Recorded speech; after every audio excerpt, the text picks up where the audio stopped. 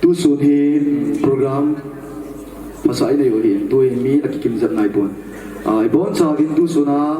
tu pha ta kem sungam zo se bon sa vin sun pha khabe da se kilo te ha samin na ai bon sa vin kem pol zo se sun pha dam se lai mu so pathen thang vai no man lang pathen wa choi la khat ana so khom ki no hitin la sim pai kalung sum set bu nen sa hi nau in hit sim tha in adin na e on jong la gel bumin pathin wa choi lai chila hi ana sa khom le pante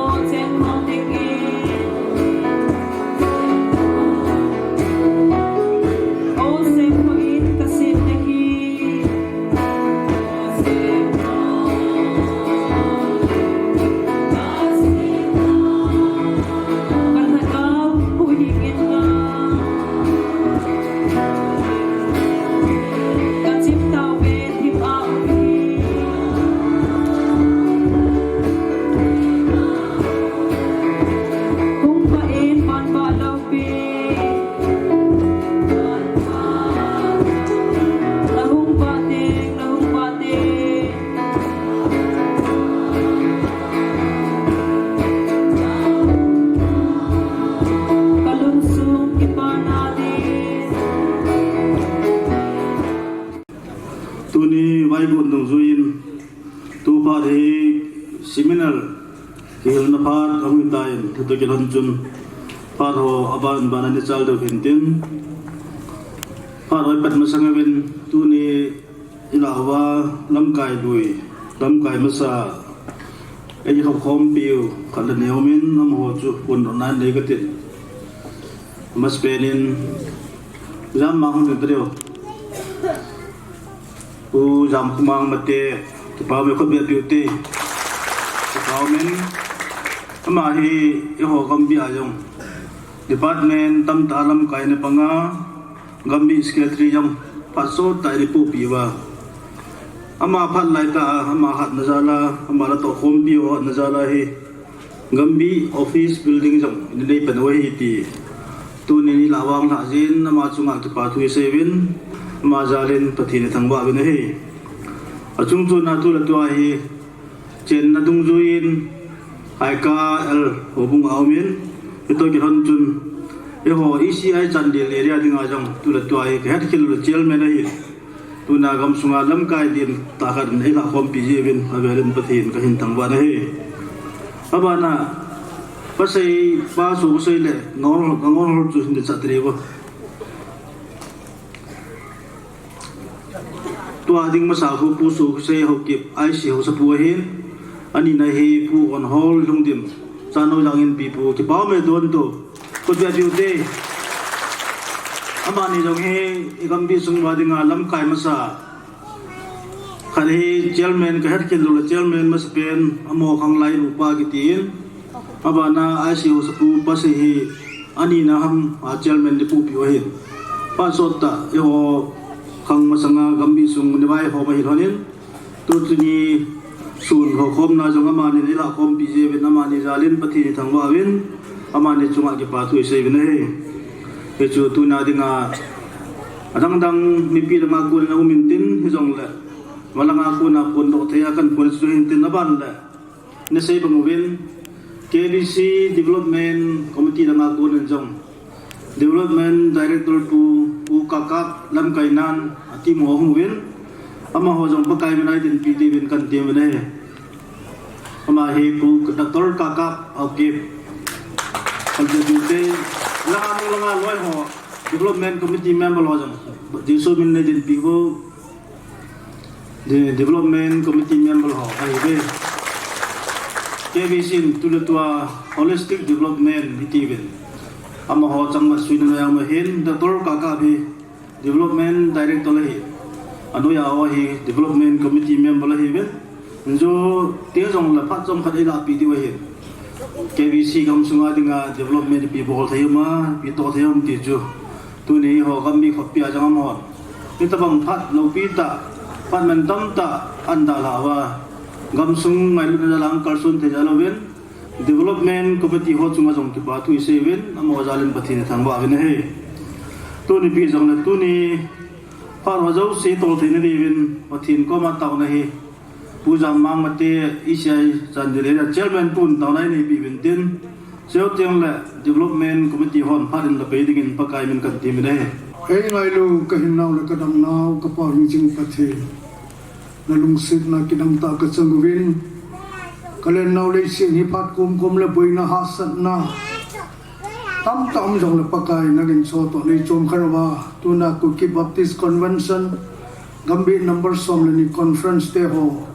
ani khat chan na boi na ha sat nam la dam sela tabang phan ho ne musa kita jevin ka ki pa bin min lo pi ki thangwa bin hi pakai to ai chom cha da thong kilam kai ring ka hi win tu suna na to ai lam kai ring na sa te ho yong nang hin mang cha angai ding mi pi te ho jong ka bon cha wa pakai ngai te na het te na lu tim nei pi wa su te na ka phan ho jong he pa na pa sai chan ga boi na ha san nam lo nang mal kau the hin ne hin pui ring tia ka phan ho ke ho bon cha na hu te ga hin lam do izana e hu hing pu pakai Jesu Christ tam na ka ta wa hi amen Pakaya Zana Chang Tokhom Pi Gambih Pastor Chule Zaun Ta Speaker Ten Yehi In Gambih Lam Kai Ho Chule Tuzung Conference Lam Kai Ho Aku na gia đình alom pute pate hậu salam kai ho chule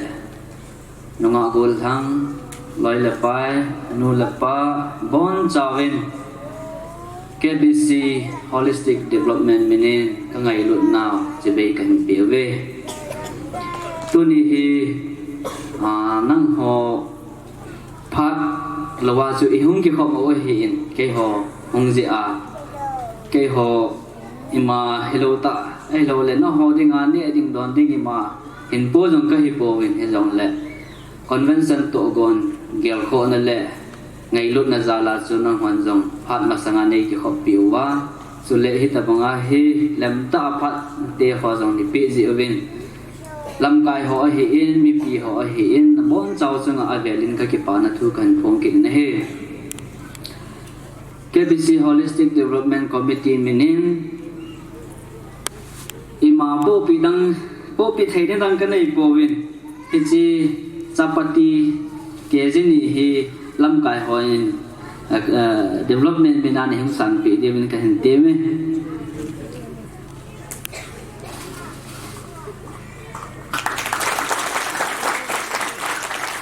agi pa awin ke ho hin phat sot pi jong kala lo diu hi in sot pi na minute nga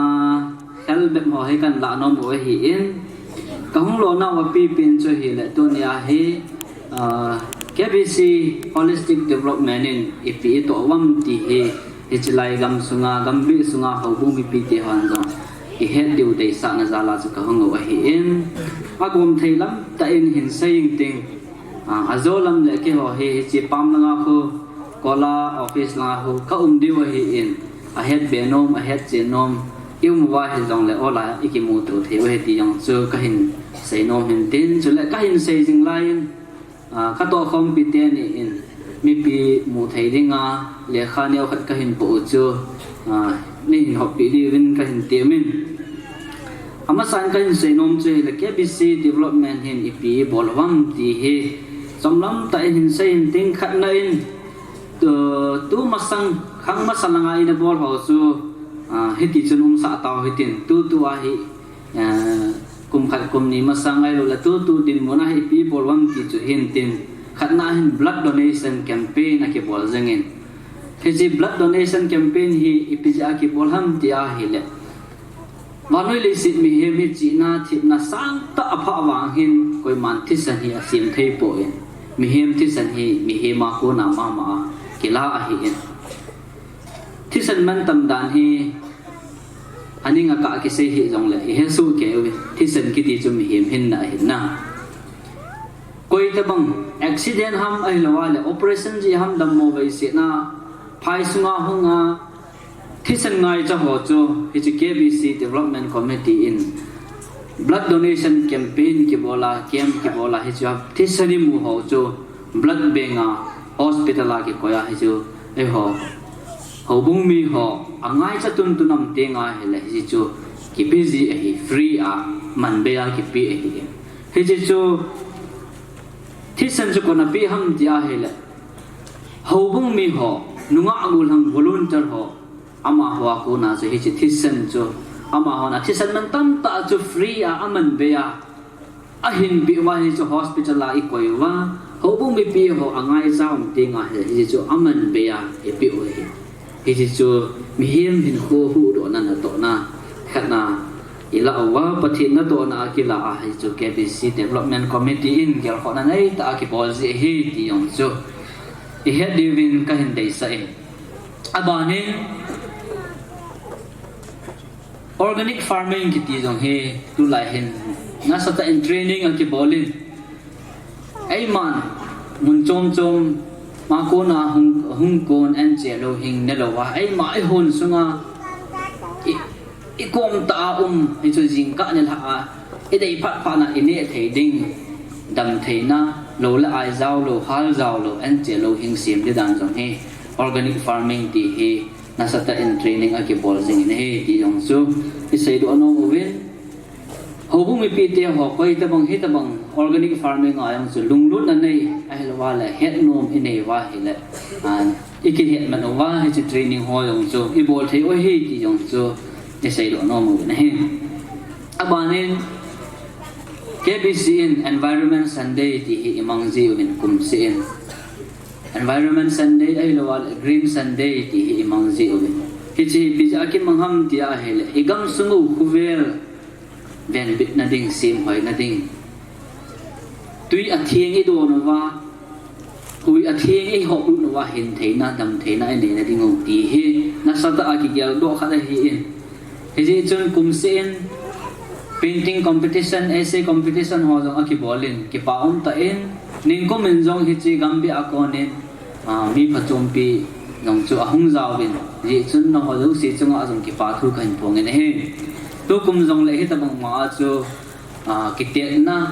za chum chum ung ki bol sing ding a hin in ki bu jing ding min jong ki te no mo ne he chu le hi ta ki thon chun thing no tu na to gun ho jong hi akinei thing ga song ga hi han lang thing thung a hi lawal I piham e hon igam ong lai ham e hon sung hama kum sota kinat pinathe thing thung furniture la man the timber la man the ti ho jong idei wa hi jong lai cho jong se ki za ba to wa aman be a imu the o hi ti jong so het di min dei sa en kan sai do ke nin abanin tulaya government in jong aha chi pi pen ni pi ho phat chom na dinga ki hin so thei na dinga self employment na dinga he training za chom choma ki bolin thinga ho don thea sim dan thinga ho ne thea sim dan pha so ta koi the ich ho chu ei ma dinga jong pha chom ding inu ma hi jong le zu thei ding sum la pai mu na thei ding ti training ho jong he aki bolin food processing training ho jong he hi chun tu kum jong le ki bol ke dinga hi en lung lut na nei ma hi le ko na ki hong jing hi ti jong chu I sei do no mo win hi ta ki lon chun tu lai hin kin le dong ai lo wa le program function nei sa so decoration ki ti hong alo thei lo kan hi ai zinei na kin hi han lang ai lo wa le ho bunga pi ham ko sunga hi jong le program function sa so decoration ti so atho pi pi khana mi ju sin la khan hoi ta hi chun ning ko men jong hi ta bang pa sa ho sim dan decoration sim dan ti ho hi training a ki bolin tu kum long ki bol ki tinga hi en ho bung mi pi alung lut ang ma hi le ko da ki hong jing e ti jong su sei do no mo hi en a hang pi en ai ho het dan nin he ta bang training ho hi nunga alang ho no mai la ho to event chat ji vin a hin la ka sei do nom khat chu ning kum training sung hin numai la pasal hi ake lang ta bang pasal long he gol hang jong upa long tampi hi ahung za ben ni hola ajong he hita banga he ki hian na neu khat chu aum tai he chun kai pasal ka hin gol hang ka hin cho ta banga he ka tha non wang in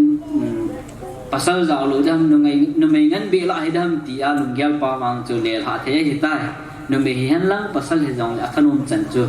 le ma hi jinge ti jong chu ka hin sei be no me he abanin KBC development no hin Samaritan multi-purpose cooperative society ki tekhat ni in yumin tu hin kumsagi kumgil lam ahong hitain hichiwa hin hobung mi pi ho ki tho pi theina ding hobung mi pi ho hi eti han lang hele ato oga sumla pai ahul salon na ho hi saving a ki bol pi theidam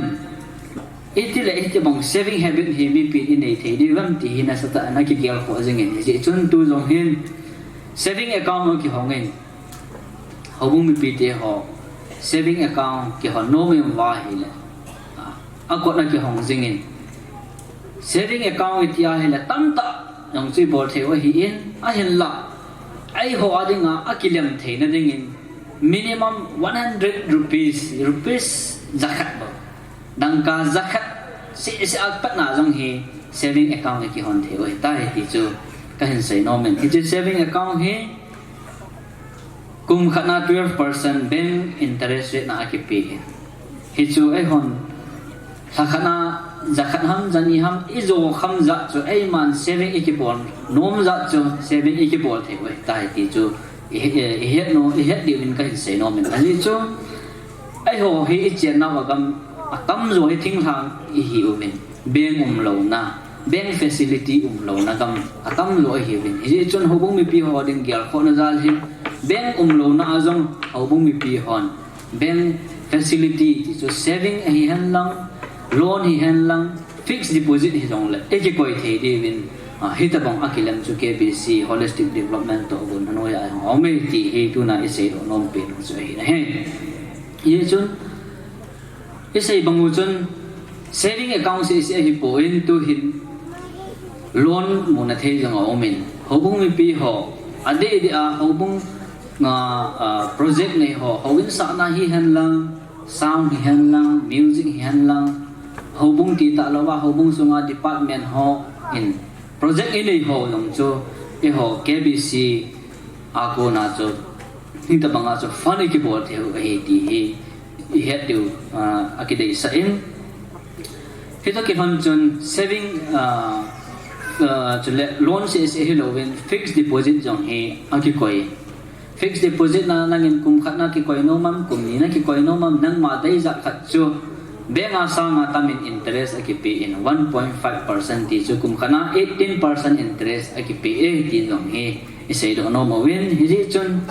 hobung mi pi te ho in ngelo hitin ei ma mi ma hian lang hobung ai lo le society a he jong le saving account hi hen lang loan hi hen lang fixed deposit hi jong le hi cho ta bang mu thei na lem chang cho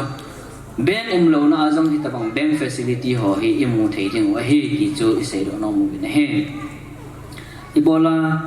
KBC holistic development ni chi na sata ai gel kho ham ti a hi le ai ho thing hang mi te hi atam ma tam zo hi ingai na wa ji hi na wa zo saving habit nei lo te jing ni ho adeng in ki kholin ting tham cha ko nin kum khat kum ya ko hi ti chun tham khat in ki kholin ting nung le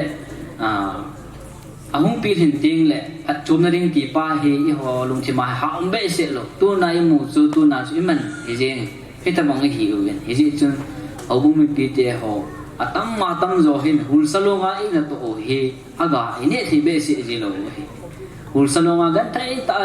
i to chu tu kumak sun la he le ki mang chai jing ko vi a ding a saving lo hi ta bang hi ya so tu na i chol now i to ga he nung le ai holding a zong itu i sa ding a zong phat chum na hong hi thei ding le ti a so hi ta bang saving ai lo wa le loan fixed deposit ko hi ki bola ai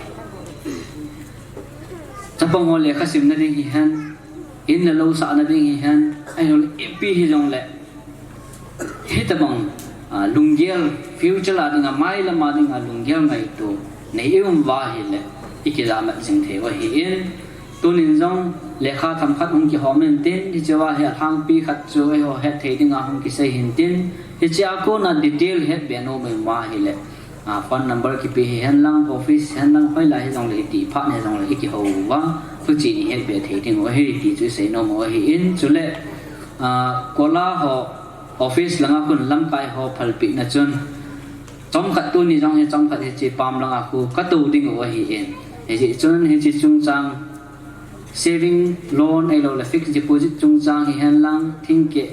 ho mu thei na de hi hen lang organic farming hi hen lang ipi he jong le development committee ho na to I het be no mu au ma hi le e chi kola office langa khu azo le ikimu to thei ding wa hi ti chu mi pi ho hinga het sak na to go ma tim na ka hen ne e hi in phat chom cha ala na sungu wa ke ho se nom mi chan chu hin tin mi bi na a thing la lai lo le a ba lo ma hi le ki ngai da mo tin ki ho phat chan chu tan te ka ke pa we Paumin KBC holistic development ha kunin director pa kunin tomlam ta in KBC development wardan te ho hilchin nan dei ta ben an sei bangin het be nom do be nom ho tu zo long tin long la kola fi sai do thei do hin tin pon kola do thei hin tin jo chan jo hin tin pi jong la tu ni sun vai ki man chan ding seminar class pa te ta in một số hệ trong này đâu, nhưng một lô thì ngọc hải tai ngày tiêu hệ, thì cho họ bung mi tiêu họ cái tiệm nào hiện tiền, Arsenal, class là sung sa hệ,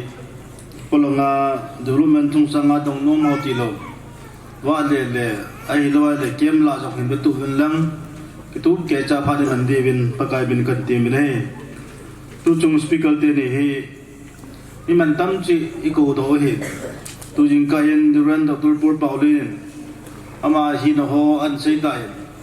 mi u si a chan thai lo title changa hin hi tabang thip na chi na sang ta nei e ho ga mai chan theu hi pathian za la hin ya chu ho bung mi te hon jang pha thi hom to tai man di bin pakai min kan ti min he to ki don chun class mas pen hi ni ren ho pu hi dinga hi ni ren ho pu tu la to pastor KBC Center Church Kangpopi abana ni ren Dr. Pur Paulin kung he di hin kung khat ti vel ai gal pung khatung bal mai thei ai la di wa hin ai la han dinga hi ai chen ho bung mi ti ho jong sale an lang som le jong la tom ngai tai pan di bin avel kan ti min he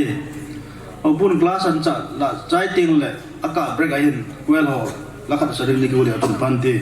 ti yo chu kan mai sa nei ve tu ni pi jong la class ho patiu to lanin class masa the right ho puin patin phat te bu chang pumin phat te ho class ho ila pi to la ki pa bin te tu pi se nei ko bol chu a tu pi se ding sam chun agam ni ho da ki mu tu a ing la gam bi a hat kit di chu no ka tha no mi chelang zo chu ka nong thi min na sa ta ing ki pa le ka re jin hi a ji cho gam mi ki hi ting la ki kam chu ki ngai luin a ki su mil puin oi lai mu da ki um zong le I gam bi chu ki ge do sing sing a ba ting le Gambih jom hini hun ki so juwa ko ni jom Gambih dan jom aki he poi khoi ja nam ti jom ka heta poi zo lama dan ha lama Gambih chairman pu na se ji chun office a jom ki lo hi je chun thilum dan ho hi ETM ti jom chu ka he poi ei la ka ki pa na pen khat chu har khat kom la hin office lama jom Gambih number 12 ho half time speed an ho ye ai lâu là bol phong về kỳ khi khát về cái gì cái họ làm chưa các cái thằng đặc biệt là bên khát chưa hi tu chung à hin các cái giờ là giờ nó chân different Dr. Paul Paulin hin different jamin luôn hin tiếng là ở đang cầm bị làm cái hoa hi về ở đi in different Dr. Paul Paulin là different jamin luôn hi academic là ngay sẽ đi là chú phải mà zin hồn này tới ấy chú hi là academic lăng chú mà cái này vẽ sẽ lâu thì nó chỉ nó lăng liền khá là mà chú chẳng hiếm khá đa chú thì nó chú cái này vẽ sẽ lâu hi lang pi hi mà experience aku na hi cái này sa aku mà pakai ko mà tạo na cái mà ngà hi dia chú không cái chế tàu pe hi dễ chun church administration là xây dựng cái là hin xây dựng tam pi chú ấy mà experience cho cái này ahin la theological time matam pin sailing cho phat jong dai lo ding ahin ting la chang hiam kha din jom ni pia ling in phachum be se ding in ka ngai tu hi tunia hi ke ma experience wa hi kan ha se de e chun ku ki baptist convention a pastor ka hu ha ko na hin senators hi ni hong ki point Dr. Colvin school Dr. Colvin Academy school a cùng lý principal in cái gọng này công nó hóa sẽ hin abai lo hel ha na mun ngan cha chun cái gọng khasi so the church salam supermena yong chu aboi lai ta cái galut khai ji pa lai in khu chu tham khat game my experience neo me about the Dr. Colvin Academy jong hi school mun chu ding administration ong chi thei be se lo tiếng là school rằng bạn na cái bảo thế ta lâu đinh đến muốn ha sa lại ta chun cái gì khi đến cái luôn na chun còn vì na cái luôn na chun wrong person in the right place cái gì à chạy na lama không đồ chun cái gì bằng chun cái hi cái wrong person lại không đi là cho đi lâu pa cho cái hi academic sense cái hi best sẽ lo hi isong là right place muốn cái lắm ta phát từ cái tuổi in cái hi mi tam pin ball đồ ding và thiên gia lên cái ball này như chứ right time mà chứ right place à cũng khai cái này tiệt thì bằng chân Kangpopi Church cái gì hi đến Kangpopi giống hi EPG ham chú cái hi senior pastor mi ni hin kum khat khadin da hai ho bong hi boy nam no me ti khat lai dan ke hi ka lu thi din e chum tu ri chen ne ke tong ni i chung hola ko na hin experience to mechanism ya chi experience ho hi church administration chung cha ha hin neu ki ho la ti su ka de sa hi chan gi ham khada chu ipi ha tu gil ta chu hin se lo ding hi neu cha ho hi til neu cha hi wa nga poi mo ma zing cái điều ấy thằng khác cái xây đồ nó mày này chỉ cho hiện nên ha tiếng là salmon chơi là salmon là ngày chỉ điều hiện class hi dễ chọn cái hi mo om đinh cái nôm hiện cái này là nôm gì dễ chọn ya chú FM khác cho nên fit theo là không đi là đi đàn hiện bao là mi pi làm cũng làm rồi theo là cũng là sang làm cũng mấy thì cái gì ya chú chỉ cho khác cho nên bị điều cái sao này zo loading thil ho jom ki zo na zum zin I che ho hi pathin ma puina hi zia chu tunia juni ti ho tham ji ki sei khom na ti hi a thu pe a chu lu jing ho hitin tam pi sei po hitin in ha lam ting zong le neu khat chu gamom dan ting le ai ma dan ho chu tham khat sei thi hi ni zong the similar class ka bang hi ji chun a class a chun lu pe jing ho hitin tunia ke topic ai pi chu church administration church ki vai hom dan ai là church sunga ki vai hom dan church tiếng là nó tông hồ đi đàn thì đi đàn hiện tại cái gì cho chóng cha cái hình là đi ngay hình mà sao bên này vẫn đi vào để cái sao chứ understanding of the church thì mà sao bên point number one in kapinomi cái hồ hình church thì bị hết rồi hết đàn chung chỉ để điều cái ta sanin na Gambih lam ka hana head dan chum chi mai thi ai lo le understanding of the church hi head dan pau hi tuni suna hin ga sei khom ding de ka sai mi pi langa ko na yong khalani na sei diu de ka sai ting le khwel lama ko na zong ting le ho selanga ko na zong hi khalani ka hin do ding hi church hi nang ni tin head hi to church administration ai lu ding ta hi cho na ma sai two concept ni ka sei no min had to understanding of the church, had to concepts of the church. I head down le church imuda na abanting le biblical understanding of the church. I chang thum chu seo din cheo ting le thil leo cha cha ka tia chu hung lu di hi. Ala chaka be dikan pu chu tun khat ve ga dong leo na a thu chu ole thang in don bun la nangin church hi itin head nang ma head down chu tam khat ga sei la chun ka ti mi pi hen ting no pathin ta san sa te ki loi khom lu mun nin ka he pao me ta san sa te ki loi khom nu munin ka he isi chairman pu kha ve din pi ti mo zamang nang in itin he nam church itin he nam church ki loi khom na hi nang he da nin si yong ka he church ki ti hi ke ya dana hi Christian te lagaw lam tu ki vai pu na abul tanin ka he church administration ni ahoi luwal Gambih lang hoi lang ayo hoi lu dan ka hen chi church hi thupi pe na church hi ta san sa te ho ki loi khom na thupi pe na hi tin ka he ne ta san cha di ho concept han ki bangai na amani sei chu concept han ki bang tu he ting le well master pu khat veu ning tem ho pa khai mang na aman khat hin sei in tin ting le aba na chu bi ham ti ji vat pai di ta mang khat vin sei ti mo na nang understanding a chu nang head dola chu church hi I tin gelem church he ke gal dan le ke he dan din azwa te ni sei banga ta san cha te ki loi khom na mon so he tan aban ting le anasam ta lagaw la man hasam ho ki kai tho na ha do kin na mon kharin ka gele ki pa me ati point di no mo va me pila ko na hi chu ati point di no mo vem ki he don chu hi point di no mo le num se da na khor ga dom tin go I sei jeng di we na free seminar ta banga hi je chon free ta in ke ho le mutin e chon ichi chu ki he da na hi poi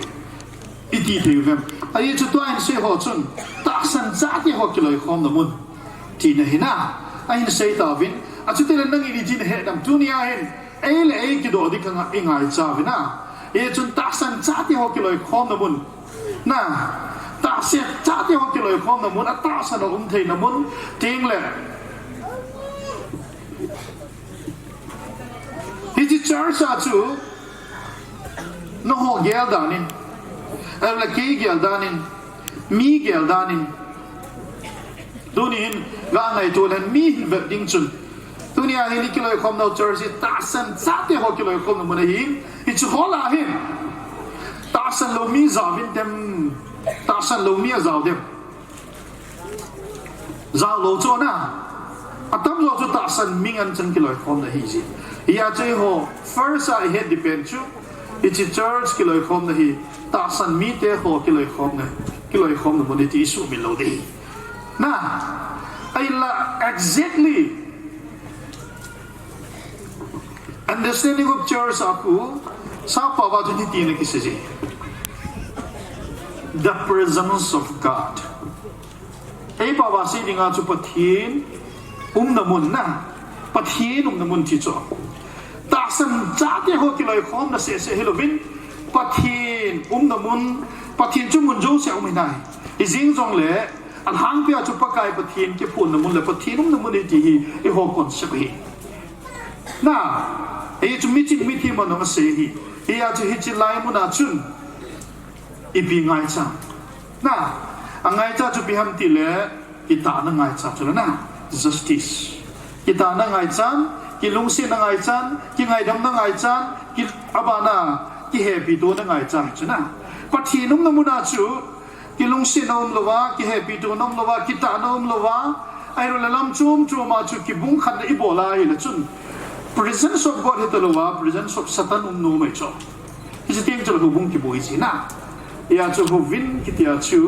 understanding of the church in other pen chu bi ham tia hele hi chi lai mu na chu pathi nu ma hi ti issue mi lo de hi na ya chu het ki po na chun ke hi pathi nu mu na lam kai ti totally different social organization de ki chu na ke so de ki chu ku ki chi be association de ki chu na ichi pakai pathin zaun muna chu ke rong i zawa lam kaya pakai ti leader khalin su min lo de chutia chu social organization banga chu na gela pathin lo kin ma khanum dum ko bol the de ti lawang chun surely nakki pal the ki na chu ya chun tu chunga hen la pakai minai kal sun na la hen ha san gan thi na tam bi ki to la hen pakai pathin na mun hi ki hi na ki ke do jing na hi le pathin zalin na ki ong do jing na e chuna ban na hum ki chi te ti ka sai no ngai nei ai chu ki head digan ke bu cho I'm not a pastor ke pastor ka hi lo cho head digan ke hi cho Sunday church so hi na ka ministry dun to lo hi just like head digan local head digan ota ki bang cha dai chu oi bulet digan let tham cha ka ho alo le head digan dang do ho ki bang cha ke hi cho ai chi ki ho hi church chu pastor chi jong le ka to chu head digan to chu na ichi head digan ka to na mon pastor ka to nu na chu the presence of God na pakai pathin zao nu mun hi pathin zao nu mun hi pakai pathin zao nu mun hi ka ti lo wai le me to fighting ka bol ma cha di cho na hilo na fighting ka bol bo jing di cho hat chu ko ni hi bam ka ti the ai la pakai pathin nu mun ti ting la hi hichipa chu dung di do zi hi la ya chun understanding of the church chun the presence of God pathin na mun ti su min lo de number 1 abana concept of the church biblical concept of the church Bible in church hi ti amu Bible in church hi ti ti lang thara sai di chun Greek bawa ku na Hebrew bawa ku na tam pi chung kile na ke izong la tu ne ai bat nom pen pa chu jawla ka sai banga jo theology bul pin nga room meaning ho kan sai lo de e chun Bible in lithium mudem ti pa tu ni ga gel kom ki te ni na chuna Bible in lithium we ala pa kai Jesus Christian lithium we am ti tau te na Bible in chi church lithium we Gambih chairman pun khabe ni sei pila chat ka ti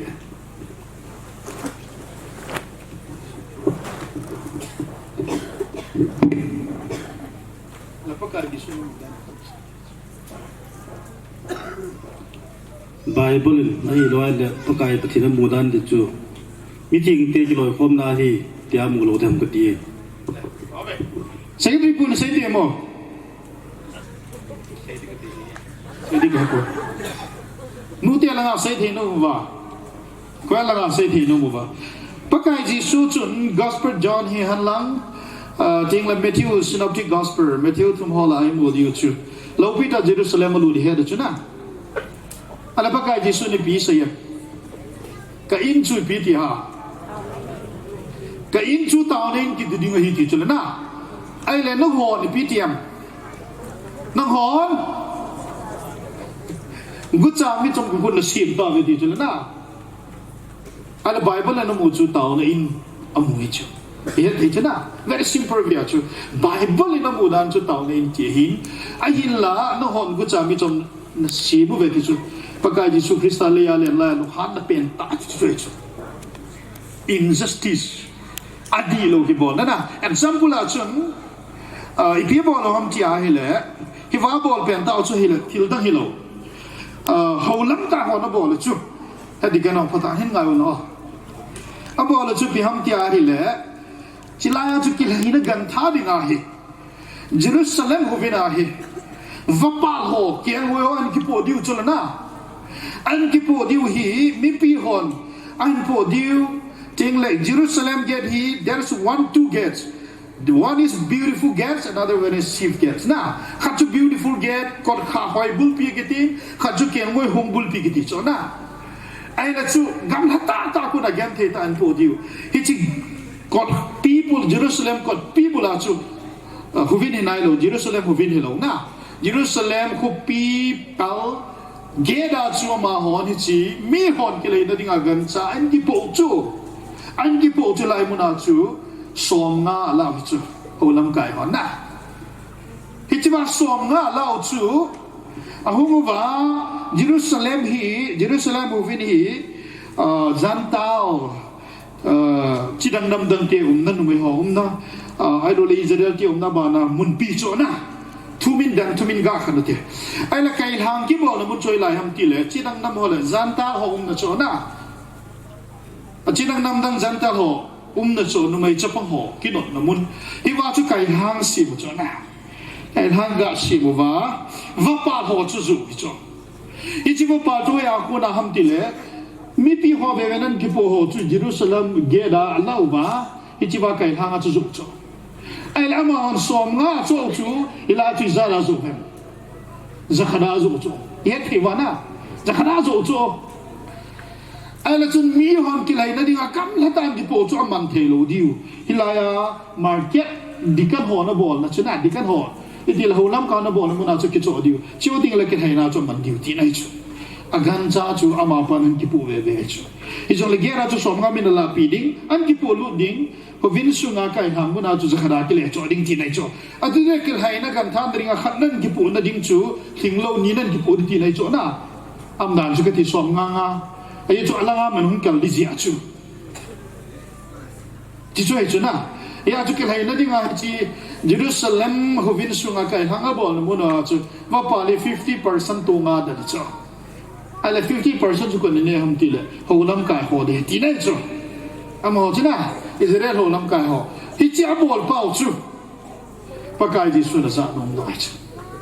ya chu ka in chu taw nen ki ti ding hin na hon gu cha mi chom ku na sim ve ti chu la na ngami na ma tiel ho bu ni bol bam ki ti chu na tu ne I bol ve ya chu ke hi thu di de mi ka hi thu di ka se ja hi convention no I mo nom be se ding ka ta sa hi assembly na hung pharu la ne he diu hi adi ka se ja hi lam kai lin khalan in joi ho sin na ka he rai tai jing no la di lo ka mo la ke chu phei lo ke chu ka dam mo jing pathin za la chu charge ka chia no la di chu dia ka bo jing mai phawan na ki tium lo ka hi na chu na he chu ka chi pi jing ai dal do jong la kho lo ti da na chu ko jing ai chu a khwa kho ki ke chu na he ji pa chu business pa chu yeah so it's also you is not a business center ki ve na mu hi lo chu na ta tao nên cái tia chú nó hot cái vậy nó xì một về tia bao chú cái gì xuân thì chỉ bao chung liền đó cho chú vấp bao chú gam là ta phải hình cho chú ý tí lệ hồ vinh sung à cho mà họ là tung đel na cho chú xuân vâng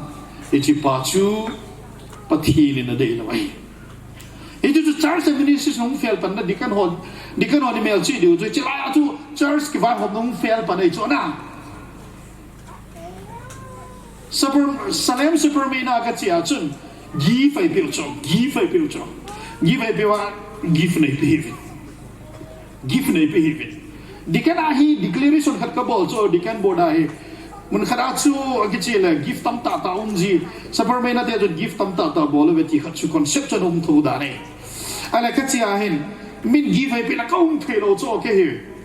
la ding zong ka thanum be selo la lo di jong mi pathin na to na ki kha ki lo ti ki la concept chu tam pi hung ki gol do ta ala hin once he chia chu ken experience kan chu pi ham ti le pau sad hin in a lu dinga hi pastor pa gift ding nei lo cho anei lo pa na chu mai sam di kan pa he ko wa tin so sa de gut chu a thu hi ka za ta sa ala mai sam di kan pa ko ina ka ko wa hi ipi bola chu ke ko do ham ka ti le pastor pa pi ding thil ka nei bu in ka sa la bon in ka zai tan e chun zanga chang dong ka nei lo in tu na ka lu le boy de hin sai pi khu kha chon ri dong ka nei lo hin e chun sai pi khu kha ka pi ding in volo ba kha ka pi ki de at least sang ni ngai hin na sang ni di chu ka nei pui zanga se ka nei in zaro na tu ki tu cha de he ti di cho ka long ki ma na su chu na I'm a pastor ke chu pastor ka hin ipi ti la hin a fai cha pa ding a chu pastor ka hi thei lo na a big question na anh này bao nhiêu này là miền Tam biên này à, chỉ nhớ là cái bộ đi thái nhớ là cái bộ thái kia cái bộ nó rổ cho, à rồi à cái chỉ đi ông ta cho na, anh này lâu pa nó bộ thay lâu giờ cái chỉ lâu đi ông pa na chân, thì chỉ give cái bộ thì đi tập bôi, chân đi căn bộ resolution là điều, tu nia cô na pastor hộp cũng cả hết quay mà chẳng, mai cha mà cái quay khu nó đều là nó bị điều, extra pastor pa give cái tiền là đồ điều,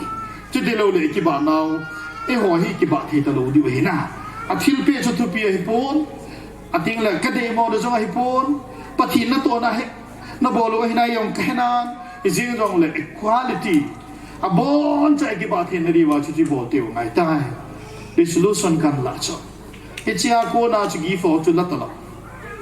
na de le hung tha wo na pi ho yong chun ina hung tha le ki la jing ya chu te ma khot ta chu ka san ta lo we chu ka hin bo cho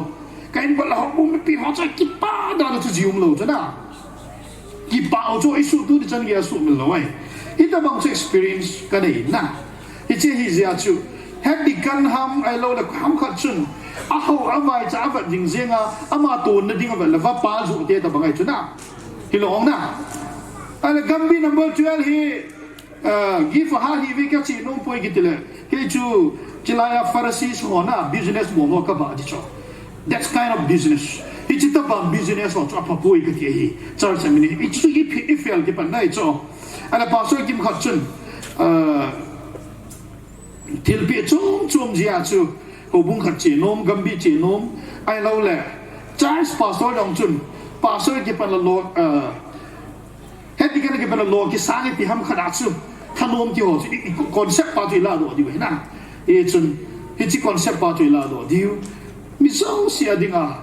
ihobong mi to ali na para neo chan gia dinga head dikan hi thei ngai chu na ali na para neo chan gia dinga ikido pi kha jong no mai the che pe chi te na yong chu ko ni chi te na mai cham chi mo ti ti la kai ka lu nom poi ti lo de ha jo na lu te te di chu ha jo lu te te di chu ko bung mi khat election chung changa ana boy je chun ana boy pa din ai na chu hong de ka ti la hung hi nei ti cho ka hung ni ka ti lo hi na ti ka lei lu da lei to la ai chunga to ka to ama po do cha te to ka to pung so ma khai chan ka to we zan baru chan ne la hung chan ka ga de ka ti ji nga chu a hung ti la ka ho pi de hita bang chuna mi nei de lo ti a mo da ha the lo cho a hin la negotiation ong the de dinga chu negotiate ong the de dinga chu ha jong le hi chu thu mai na hita bang a chu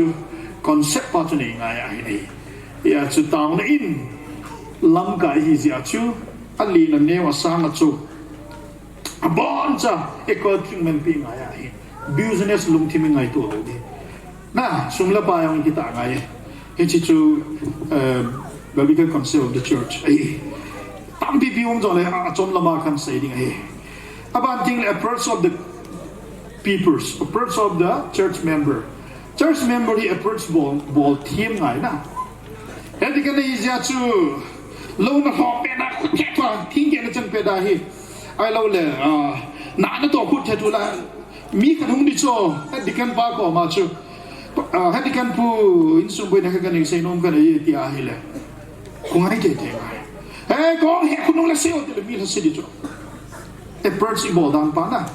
因为为那边的机器做，要去给用些哈不要个 study 个 ball 别self meditation 个 ball 别让面红中嘞，个个拖进个放中去，苦话给要去按个鬼性 silent 楼那，要去 inform 了hin，个心情来做 ，anytime available hin 来，มี approach ball team 来那，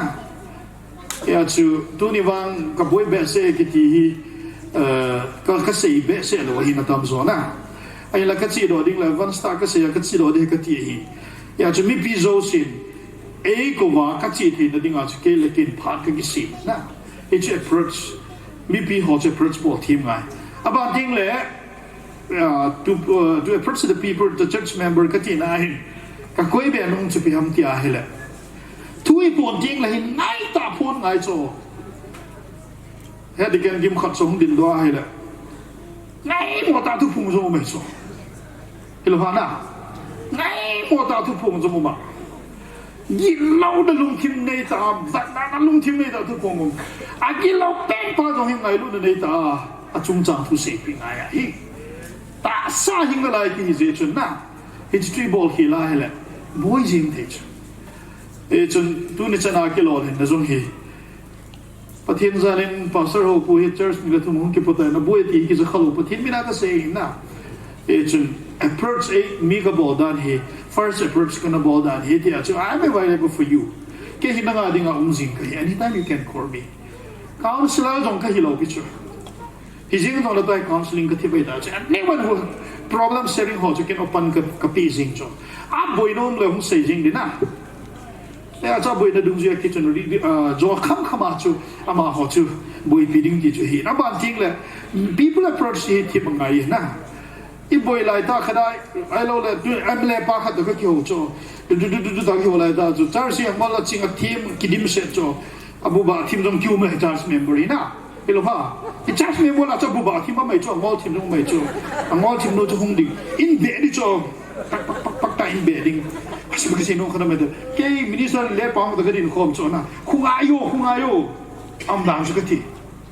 Khung ayo kati a. Ai lo le chero kati le lu hang ki de choma chu. Ai la slow ta approach ball na. Please. Chon cha. Ji pa chun. Ji chang yam khada minister si mo chona. Minister ka ki ho lai ten ni da nu ai phur ki jong le mi lu hang ki de. Nong phu dang ngai lo. A pe la chen just ball ngai na. Just ball ngai. เขาตัวบังจะมีลูกห้างมอลูกห้างคุมโหลดิ้งกิติหอนะจะเก็บ experience เห็นนะอ่ะบ้านะ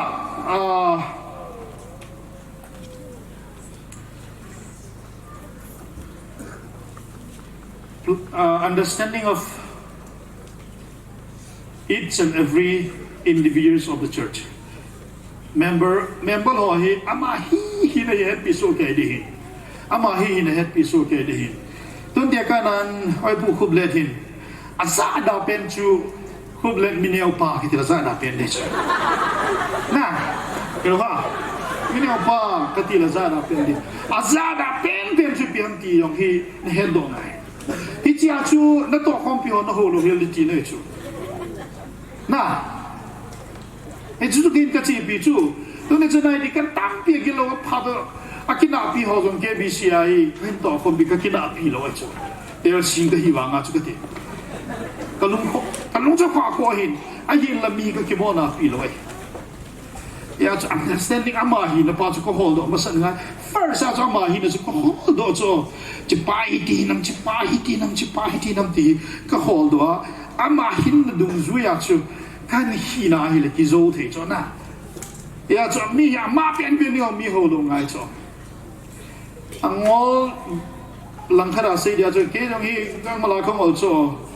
ye ngol mi ngol pa ne ti lo chun kalung hang mai di pa so lo kun ngol to ti lo chun kalung hang mai the cho jing hi jong lang ka ti he asar pu na bol he ti ka ti pa cho na chỉ ta bằng ác mỹ khá đến thil phá khá đối với bồ ting lệ Charles thil họ không cái tổ lôm dòng lệ hin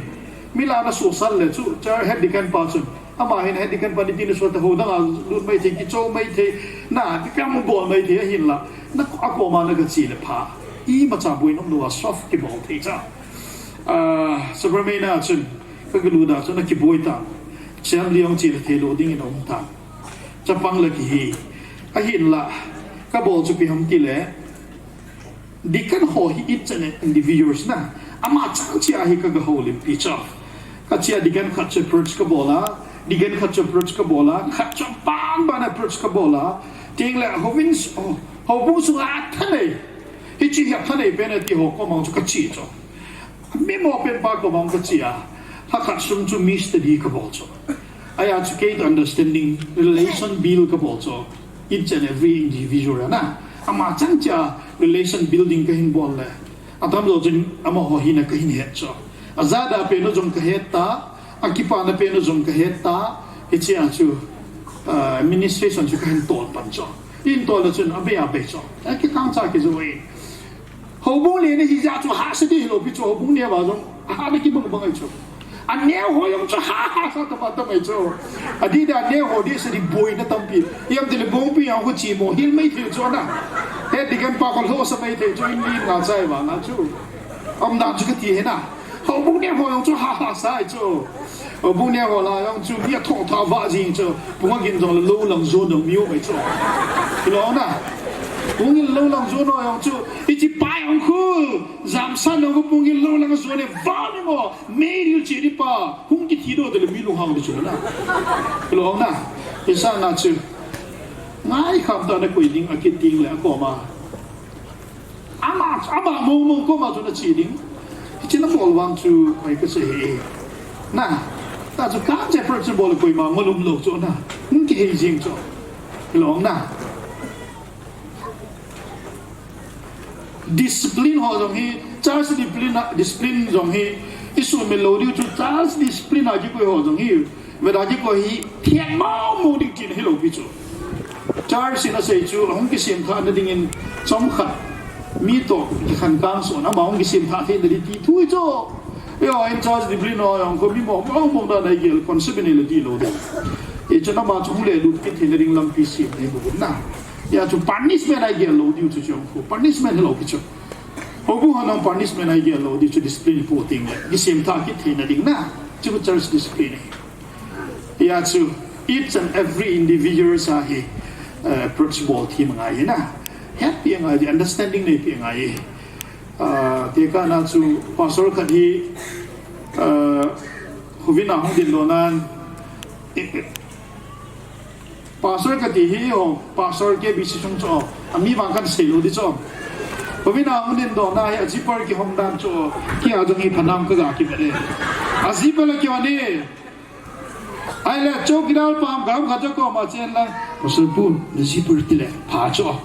la nga ho bu he de kan ku ni pastor pu zipper ki hong ye ki la pastor pu chu bai san de ga cho ya chu pastor pu jun sei di ki ta lo na ya chu các bộ thì mà hết đi các bộ thì mà hết không hết thì không tiếc các bộ thì mà hết đi không thể cho nên là anh ấy chú Ahsi đàn bà chú khám cho nên produce các bộ thân lăng ile mong cái mà cái sự phát thế mi bị là cái pastor pun gì mà không nghe thì là hết khát bài ông dân ông là chọn bà đã chú xây đi lâu bà đã chú các bộ thì mà hết làm hết lâu không mà thì là azan chân giờ xây hi pastor pa wang chun tu le chen ki pa pi poi na ki su di ki ti chu a phai a hi each and every individual kang ta ki su di chu phai hang khong ta ki po sa jot jot wang chu his church administration tha hin ki na su do je ka ti he na a di lo chu ka he ke my experience tum ju ya kan sei do je he aban jing le hin planning of the church and vision. Planning of the church and vision. Na, church hi vision nei ngai na. Vision nei ngai jin planning of sim thim ngai jin. Ke mom na ding bang tu nia bang chu khombi om na ding asu plan tam bin go ji tam yu ma chula na. Ke chu planning a kiti. Church su ki mo thi thei lo hin. Development ho zo. Ipi ham jong bol thi Gambih jong bol thi na. Iloha Gambih jong bol thi. Plan sim ngai cho church in jong. Tu lai ho church ho hi center to KBC ki ka boi boi pivin. Plan sim ki tam lo hi lai cho. Mo noi center church ho ka pa chan na pen khat chu plan ho ko hoi ku amaya ku shopping na. Lai na sim ho kala na. Income generated ding a people sim. That's a plan, kind of plan hi. Ting le kampo pite yong church plan so ki simin. Sunday school all of the dance side plan John to building house on the simin. Wala chi pipi ham sim thei tam pi on the chukin ha sei pong gatin head di weta. A khompi ball how youth kemi ball how party kemi it's a kind of plan na. Plan khad hi thovin. Aba na hin a vision sao ta nei dik loi khom nau hi akim khadin jesu hu wa tering tia building jong hai ta salo jong ki da ji lo hin na. E chun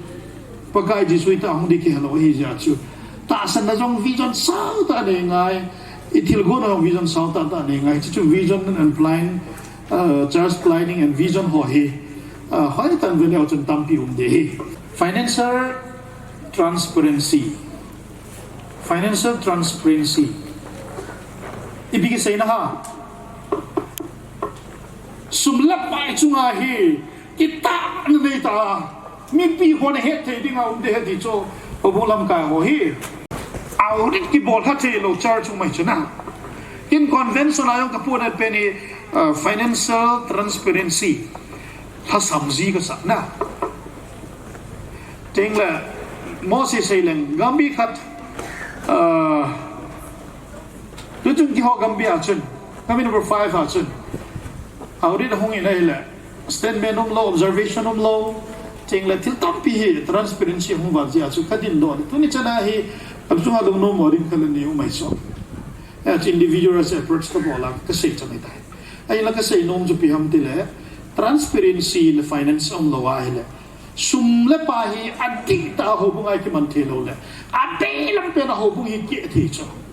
akwa ko ju chi very important na ka ki pa na pen chu Dr. Corvina hi school ka hinsa hin ei kin modern o he convention wa hin kin kan hello wa hi ei kin mo chu pi ham ti le ke le accountant bo ka hi ke la tham boy bo ka hi accountant pa le ke bo ki ka bo hi convention in sanction bo po hin la school na sa ham de he ti school ka sa ham ta donation ka bo honin ai la hin at least 27 lakhs tamang hi ka mu han so it's a donation na hina ka hold on so aban ting le convention as we pununga loan tong kala hon pi ham ka bo hon ala kum lo audit ni nga hi kum na to office ai ko ji ya hi chi kuma chu ke ni ma kan he lo hi finance pa hin to kumi amuna audit hum ki bo de he ti cho akitong to ti ho bat ka ti dan chu hi cho educated ni pia bol amuna no de la pai ka hung sang ti la ka kila hi ama hen de ren let po in yin mo ti mi di dan he so lo pu jong kun mo bol mai ti na amuna ki khul han ti di dan ai cha in na ki hello ai la kana bol cho di ji chu ka boi lo chuna ka sei nom ji chu hi chuna audi dei bo ta vi nei pat audi dei bo lo chu ai ti khul han wa ha chu i ma cha hi amala mu han lo chu ka kaung den pa yo oi pu thang boy pa on zamang xmle puting no purana ama upa cha ama cha pa ti di tai ama mi kita ta hi ki na ma aki om chu ti ma ka hi hon ji a chu chen kha chang ko lo zo ya chu oi pu dong se yin ke bi sia na ki tong la sum la pai ki tong na pe na ka he ti chu pa thin ka thang wei nei na chang dia chu kita na nei ta na to ding pa chu very important ichun ki thopi na nai chang yam yo chun pem khadi bola le hoi lam khada chu je khep ki nei ji to nai lo ha hoi pule thang na am khara ki zep ji to building isa la hoi lam khara ki zep le cho econom lo ki sim thua ki sim ma ki sun hing ki ho ta bang na I cho na le cho na lo ho transparency ta bo ngai cho bu su ya cho ha so mo dong transparency ta bo ngai na yo ting la ko de ho wang chi cha boi lo sen de cha sa tam lo ki boi cho yo bung ning pu ma chu all in all la ho bu income chu conventional ka pi do to 50 lakhs ta bang hin na conventional ka pi do hi lak som nga ta bang ka pi do ving women department mission abon ang kibo ba hele 70-80 lakhs hin na abon on local ho to hin krul khan ho to bang cho to a kampu bi city church in kabui pyu hina ka la chu bol team ni ma chu lak na sel do chu bi abe cho ai lai ti ho to bang chu lung thim ang vok lo ding ajo la ka understanding of the church to pathin zan mo ne ti su mi lo ding aban ting le concept of the church biblical concept of the church bible in hovin chu iti amom tia haile taw na in na hu in kimu na pathin chen na iti ho jong i chu ya ti sunga chu corruption bol lo de social organization la chun corruption neo no bol the ve kati bol ta ho lo bi chu na bol no mal bol mi kati contract na to na la ma chun i chi jong cho pai kati na hilo na ai la chai cho na hung lu ding la ba ati ki chen bol ti chu Gambih mi opakai mina kati ba hai ichi wang hi andi chana na bol pule patin pat de bon na chande uni chana hen andi chana kahin bol zin ka hasam puina ka hasam lo pichu ka lon hom cha hi wangin ka ki phalal pui ka ti patin lo pi na dinga basi ning zara ka ki mante ai cha di ka bol zia na he chi chu hi he chi chu financer chung cha na kita di hi kita lo hubung ba boy no ba koi ba chan ka boy na ti lo di na ai la boy no mai ti lo hi no mo le kompi ke cha pa da patan ki sim to on la financial statement hi finance chung chang a hin kita te na bo te zo bu ai ju sum la pa di lo ting le mi na ji cho mi na ding le church administration chi hai lo hi chi pa hi head kan in pata na vat ko di di o na hi na head kan cho di di o na hi pastor karin ka ko ma se chu pastor pu ka long thip na mo na ta khat chu ka ho bung secretary pan head kan ai ka sei ho bung le ta head kan khare na to bung secretary pan blank a hi che ai ka se ti chu blank a che thing lo mi ki wai ho le chu na che ai ka se bo lo di chu chu fill up bo ngai and I en jong ba the chu na fill up bo ngai sumisa che pa le chu draw bo ngai na e chu in dong ki bol khil thi min jong bol khil thi na ya chu DDO head dikan hi chu head dikan pap ta finance chung chang ai audit pata na bolding audit ho chu free hand na pi ding audit head dikan control lo chu free hand chu ya chu free hand na pi diu pap pa bol diu chiu ting la finding pa chung do ting la adi sum chu di pha rai la ho bung chu di ding ai ya chu ka in chu taw nen ti ding he ti chu na ki ha do che wa chu na in business na bola sum na ki sel do le sa asanga tamzwa na boy de hi salem sabrame na chu ke phat hello different and by de phat da chu obung treasure pu min ka se lo de na obung treasure pu chun lag li mang do ti so obung sum chu secretary pa chu achun lak kha som se gi ko ma chu achun sang som se gi an khuru la lag bu lak se gi par office a ki heu chu koi khol do ham ti le pu and by de na ren by de head chuna ama na khol do cho ke ama zo chat ka hiya kin na chunga cha chung thu chu ka se ama wa na khol do a khol do wa da ka pa cha mo mo na ren by de ka pa cha ri a ji chu sum la pa chung cha ki ta ta hin to ja ke di nga chu kum li ka po chu easy hu ye chu pathin ka thang wei nei ai chu sum la pa hung di pha da chu ki vai hom na hung di do thi ichi pa chu na su mi lo dio he ka experience wa kan se na aba na hin a chai na kong lun di tai aba na hin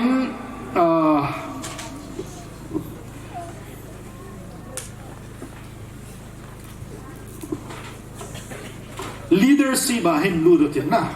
ta cha ministration na hin leadership la neu khana chunung le du leng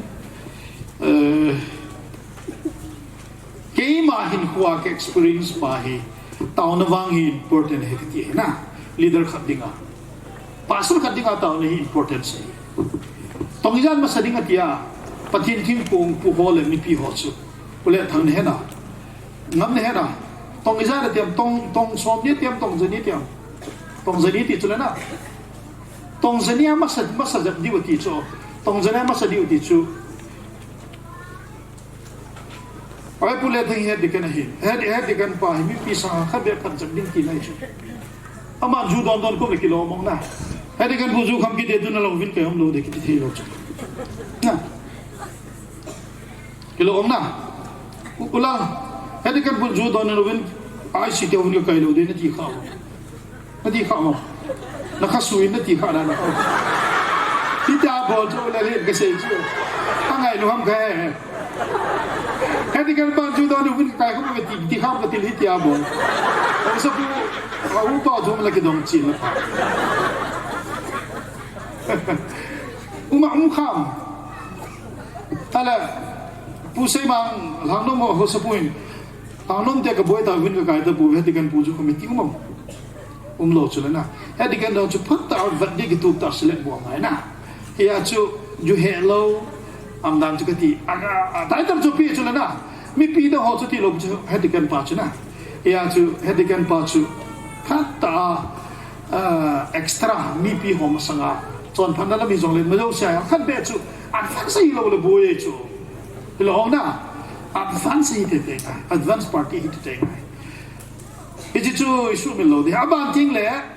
taw na hat ngai chu na prayer always Billy Graham na success na ipi ham ti le first question na chu na lo hin na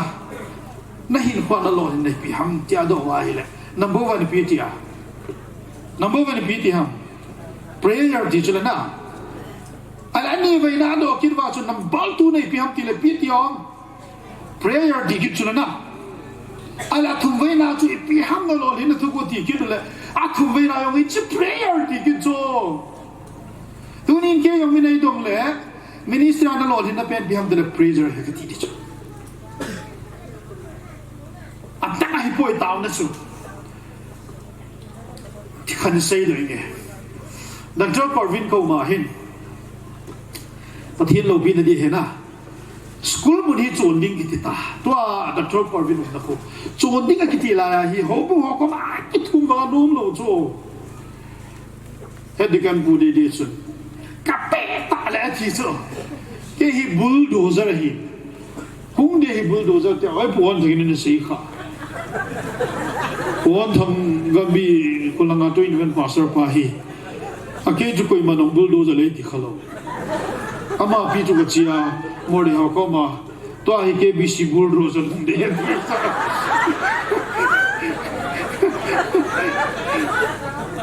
ipi ai se ham jong ke ai la chu het dikan pu pangam jang lu kham khai ta chu chia chu het dikan pu na don gun na se chu ipir bulldozer hen pi do to jong le ka din de ti ti chu dum lo chu ka thu da chu het dikan ho ka ko khoma bai cham ka si first at approach ka bol so ma chang ja approach ka bol e de kan pa chu ping ngeng jing chu ka ko ba nom be se lo aji chu bulldozer lai ti ji ba chu tu ti lo han ji ai chu chu sei ki lo nge bu ya bo chu na even on thang jong hi hammal ji chu cha pa han la chal pang ki lo bo ka lo ha chu a be ga ki bo do sa ai chu ami upai am dulu juna mina bulldozer lai ti ja juna ko dan chu ama chu he digan pu ja ke ka holim ho bu membership jong nei pi vin lang lo jong na ho bu nga nei pi ji vin lang ki bang cha kho motin tong kho motin ne kho motin school sim kho mote ka ti ai le lo ha dan na chu kun bang sing chu a hong din do chu membership jong la lo ding ai ti le ke chai je abana lo jong chi ba na kila lo ding office na kila ki chai je na ai le abana chi piung ki tam tia ai le hu vin wa na kai the ding sa pa ke i welcome na thu chang chu nom lo ai chu ke a chu lo hang ki lo ke ดูก็เสียตันเดี๋ยวสิว่าก็หิวไอ้หม้อลุงฮันเราแกจ้ะจู่มีส่วนเดียวไอ้ลุงฮันหม้อบอลเราดิจ้ะไอ้ลุงฮันเลยมีแค่ละสิ่งไอ้จ้ะจู่แค่จู่ลุงฮันเราก็ง่ายสิ่งไอ้จันเสียใจพาดูวินแค่ป้าเบสเซ่ป้ารอยงจู่ออฟฟิศในปีดิ่งโดนออฟฟิศอะไรนั่นนาทีเลยขับที่ป้าวาสิ่งไอ้ออฟฟิศอะไรกี่ละเดีย membership ละหินนาทีจงจู่พาสต้าเรานี่เอาบุ้งขนาด membership กันเลยจงเอาบุ้งมีทั้งดูกันหินเอาหน้าใส่ปุ่นนั่นเดียเลยกี่จงอิสจุกันดีอาหินละหุบินกันดิ่งปาร์มิชันในปีเสียจนอาหินเสียตายกันตีเลยจากที่ปราจนลุงขี้ตาจูจากที่ปราจนหนีไม่ตาจูน่ะจะที่อาจจะกี่พาสต้านี่ว่ากันตีก็เสียจุกันกี่เซลล์มันดิจูน่ะกี่บาลเซลล์มันเดียไอ้ที่พานาจนไอ้เดี๋ยวจนอาศัยบางบางจนระบบตายนะเมมเบอร์ชิพลงกันละปนอาบันทิงเลยสุ่มจ้องมาโกมากินละปนไอ้เดี๋ยวจนนักทำมินของกี่มักจะตายไอ้เห็นละกินก็หงไงรู้ตากระบอกอาศัยน่าจะมาสกีดิ่งอ่ะทุกปีเป็นคอร์วินกิจโรนาดิ่งบุลปีเป็นอะไรไม่รู้ปะทินทั้งเวรมันตาวนี่สิจ้ะไอ้จอมบาดิ่งไอ้กี่ตาวสิ่งกี่จ้ะนั่นอันลุงไอ้เด็กดิ่งทิ้งเลยปะทินทิลบอลเทนกี่ดังตากี่พูนดิ่งตาวสิ่งกี่จ้ะจานสิละบาร์ว่าตาวกี่จ้ะนั่นโจโลชุกเฮ้นะยังมันติลกัมบีปัสสาวะนั่นโจโลเกยงเฮ้คนก็จิลวังกับโบโลชุกเฮ้นะก็พูดเลยตามดรุ่งขัดกันนี่สินะบาร์ว่าสิละก็หาสิ่งไอ้จ้ะแต่นี่สอบปากไอ้พอมาคัตตาจุดตาวสิ่งตาวนี่ทุบีก็สะดันใช่ไหมไอ้ที่จะจานขัดที่ก็ตาวจ้ะเวลาสิ่งนี้ก็เซตกี่บอลดอกโซโลก่อนวินจนเลยไง 7 times นี่ก็เซตกี่บอลดอกโซโลอันนี้จู่ก่อนวินจนไม่ลังตัวน่าคนที่จนเลยก่อนวินที่คิดดิจ้ะนะไอ้ที่ผ่านมาจู่สิ่งนี้ก็เกี่ยวลาดูอันนี้ไม่ final bowling ปุ่นเหตุfinal อันนี้ไม่น่าจะเกี่ยวลาดูแล้วงั้นมองตัวที่แกบิสินลงมาทิวสกูลจู่กางกุยมันน่าจู่ดิ้งทิวนะพอเสร็จแล้วก็ลาดูที่ทิวแล้วลองหินดูที่จู่น่าก็ใส่เอชุนจานาหินก็ทั่วเลยบาร์วหินตาวนักนี่ตาไหนจานาหินบาร์วหินตาวนักนี่สินปากไก่ก็ได้นมุนจู่จิลายหินน้อยลังคอร์วินคนนี้จู่เซนตั้งยินซักไอ้นับบอลที่หินอิสราเอลที่หัวจุงอารมณ์ที่กินตั้มปีนับบอลหินตู้เนี่ยนับบอลที่หินก็ที่สิงก็กิพินทอสิงเลยลุงเกียนขัดมุงไม่จังส่วนเราทุเสียเลยคงจริงจังไอ้จู่ก็ลุงเกียนละหินน้องตาจุงยิงไอ้จู่องยิงจะพยายามตีเลยอามุนาคนขัดวีเบะไม่จำกสิมขนาดปุยตีหงยิงไอ้โจก่อนวิ่งมุนก็ดีมุนาจะไม่จำซิมขลุ่ยไล่ไอ้โจก็ทุ่มบางอามุนาคนไม่จำกสิมปุยตีฮีปฏินาคนเห็นขัดก็เห็นไอ้โจอามุนาก็เชียไม่จำกสิมไอ้โจอยากจะยังไงจะที่กาวทุ่มสังอาจจะกลมแต่จะอีตาสุอีลุงนายองจิมเดียวนะไอ้ที่พาราจุนจักบาราจุนก็โทษอิน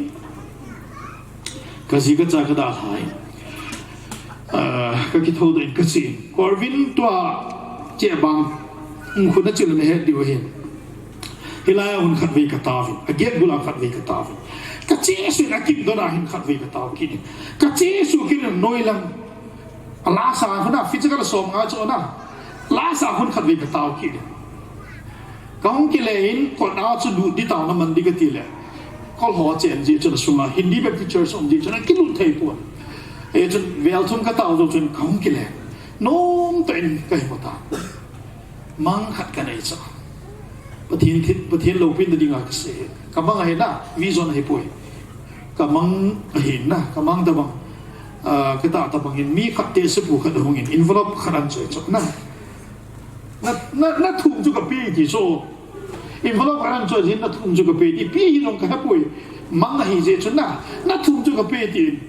ก็ห้องข้าเล่กำมังจุมังดีเห็นเจ๋อจนจานก็คิดถอดว่าเห็นที่กำมังจุรีคอร์ดก็บอกได้จ้ะมังจุรีคอร์ดก็บอกละตัวจานกำมังเงินทุ่มเวดับตัวก่อนวินาทีนั้นกันเนี่ยละเทสปูขดองเงินก็มาเห็นตีนฮิจิหินทุ่มฮีตัวนี้นั่นทุ่มจุกปีเนี่ยแต่80ก็ที่รีคอร์ดก็บอกละกำมังเงินหมดจ้ะยิงก็ได้จ้ะก็ได้บิหุก็ง่ายสายไอ้ละเวลยิ่งก็ที่หัวดิ้งดีว่าจุเฮ็ดดิกันพูดจุอันร้อยพอตัวจงที่หัวโลเบียหุ่นดิ่งตัวที่เพียงเสร็จเอง pastor ho pu hi ka vat le ka lu se taw na zo hadin alung to lu hang va pon kolvina nan solo hi pastor phat ta ka kolvina nin sol pi jivin no ho ke bi swa ka ki pare e chuna ma hi ka vat ai la pathin me mo ti jong ka hedoi je chuna thil se ho thu mo hi ka nil the hi na ti cho ni dang lai ai ho na to ki hi dan dan chu ka ti he taw na chu chu ka sei nom jana e chu noi lang in mun khu diken ho to ka ki ho ma sa pu e tu nin ke ma ha diken hi na in pi taw de ti hi kan pu do he a da ho ni chi ni ge ro fa he diken ban pi taw de ti an pu do pa da ho chu no ti thei ta lo chu na e je ba ro hon jong he diken buran se le noi lang in mun khu ki la ta vin ke bi si an ti cho iti para jan he dikan do dikan bodo si hung no mo ki ho ma solo be ba no mo he ahung do noi lang ku ichanu tu ni ai aman do pi cha yo ting le chlai mun ku chano ama ho chun amman thu chi lo zo mo mo ding a phal lo mo no ya chun ama ho lo ki pui ti chanu he hi jing zo le hi chi salmon hi ka hung do ding ko na salmon ke se para dam ki le ta we a ji chu mi bol ki le pui ta na ji ti chu he de chu na pathin thang pai na hi chu head dikan administrator khadi hi le hi to banga chu ha san mun ho chu mi ko ma sei le sang taw sing sing de hi akim khat chun allah hom jan mi ko ma sei jing ve to na sei lo ge chu ke ka lai ho yong sei si lo ka lai hom jan nong sei lo ai do zo le sei lo ge chu a hom boy mong pha la bu chu khat wo thi ma advisor va chu ka nei ji chu advaya ju dunia koi majan no helo sabarmena mini ka koi tu ni chen ga koi man helo ke bo ka hecho na moria jong i mi ka nei koi man helo ke bo vin ka he ama long mi helo hita bang mi chi ho do ngai na e chen taw na se helo ti ho jong chen nei ngai e chen lo ho chung a lu han na tu mo se lo ding a hi the chana hi lu han jong lam kai ka rin bo lo ding hi lu han na chun zo na ki chan lo hi na ya chu han ball loading sei set ball loading kita da hin kho nei ding aban ting le mi pi poi na chao se chu in head team ngai kam tam he no na zo jen zu na mi um zo se se mi no ha ke na ya chun tu nia ke se nom zo tao nai ha di hi tao na chun thil ki zo bi na hi ti chu adi kan ho dinga tao na ha tai man di ti chu ka se hin a chai na hin last ahin kasi nom chu administrator khat na hi ta hi le lalung ha lai ta le decision la lo de na lung ha lai ta le decision la no bo lo hil de hi lung ha lai ta decision ke la chu ke le hil te im hi chu i pi ham tia hele i lung han na lang ai lo le lung dam na lang chu sai ki la te chu mi khat ai lo le nang le mi khat hoi la yam khat na lung han na ta hin bol do ting le khat pan na lung han na bol do zia khat pan na lung dam na bol do jin jong decision mo la hin nang jong na lung ha lai tan decision le no ten ge le na no ten ge le lang slow ten ge lang chiu tin le decision ai ku kinam mi te boy na pe ne lung ha lai ta decision la ta me cho ting no mi fraction hi adi chi nau hi lung han lai ta decision la ji wa ban ban na ta be rin la cho be rin la ai che ai mi te ka e chon da na lung han decision ni ne cho na i lung han lai ta decision ki le ve to aman chen bol he to hai decision khat la ngai ta i chi lung han ni decision khat la le action ni la le i chi action cho pha na so ji lo cho i chi action cho sin so te negative sang a positive sang negative tam pian om do zo ya chana lo ha lai dai lam bai khan le decision la hin katie ani na chun ha ta na ki pa lai ta le decision la hin na emotional valin na tin la hil le I ki pa be so le decision la le ki la hil no mai cho ke yong hin kala hil na ta ma ta mai emotional ji ana ka ki pa va ja decision kala hil na ta ma ta mai e chun decision na la ding ting chula hai ten study board lang hoi ten lai ti chu a chai na ka se no nei e chun ke wang chun mi khat chung chang thu ka se li jong lai tin ka bol sin mi pa tu la ya kam sain diagram khat ka swimming ji ka sei le aman chen shading cho phala kin ji ka shading cho phala man tan se le ke ti langa ka chi kit ding aman chian se do tin hi tia ka bolin ti khu a strategy pa na phak tan na ko ma ki ko in lang cho phala mi to na ki ka long chu decision la chun nang thi manom ta lo dei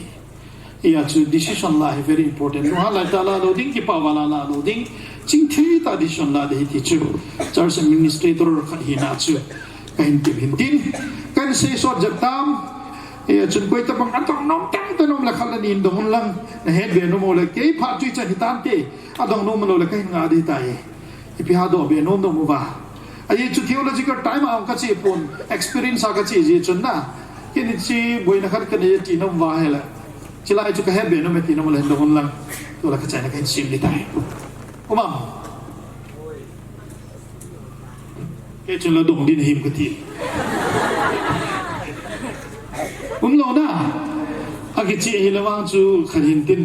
na ha the lo be si wan do lo la kharin tin ka tin na ai pi zong la na do lo ji wen ke chi tin lao tin ka ki pe chan chu tan ke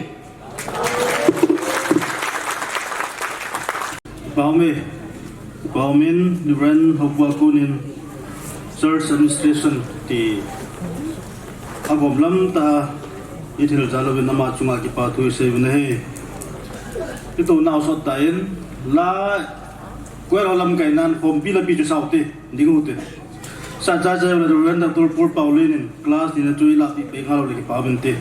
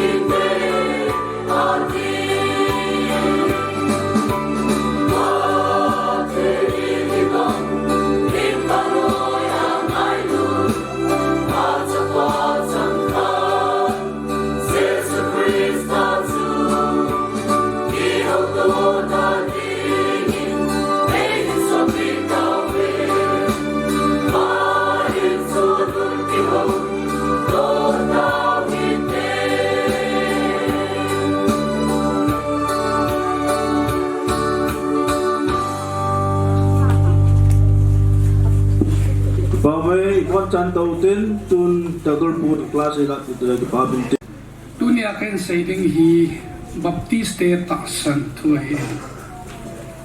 kyo college aku syllabus kat kana even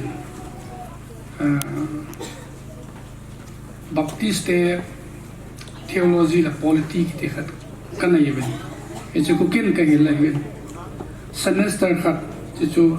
thathum ki hela he echu saying awala chun tu ni pung khana hi thathum class su ki sai la ngai ai la wala theological education la ki te ayong la chon bet syllabus ka nam ke chi yang sa bon sa ke ki sei zo lo de hen abon sa ke ya he mai le hon sim zu ti bang wa ho mix kan bol ngai a hoi lai ap lai e hon ikla the lai so ya zu ka ge la ka ji ji yang pi ibi pe ni ki sei le o ding padam ti chu ka su de ngi cho se che chu ka yan sei ding hi pung khat ta bang lung lut ta an pang ho te i lung lut lo wa le go lang thum zu kham hoi ba de we go lang thum zu kham ho chu amo to sim su pe am ti la sin ma ga ve ben zu hi ha do na do no a kham be se ipia bol wa heta po wa kiti so ala hong po do sin ma ba chai wa hong po do la autoriksha ka ni ki ngai si autoriksha po ko ma chu aga khusum wa tha ding in a sai ve nei hil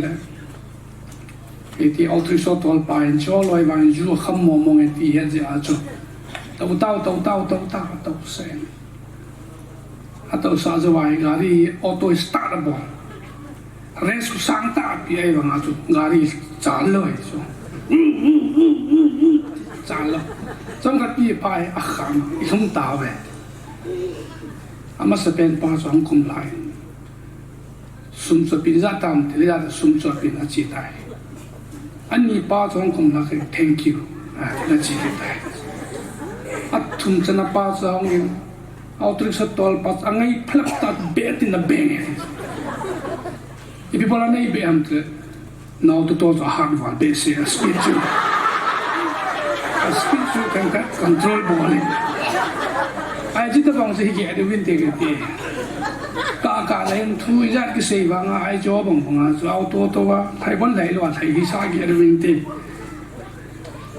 A new line to talk and name. Can one connect upon can go to a say PM. Had vehicle Kalhano Wapo. Kusik ke mum lai tai selai tai koi chu tu se am lang chu amon no asai po ken ken lang tai pon ai wang mi thang kan lang ka gin mo men ai la hen speaker pa hen khai tao tin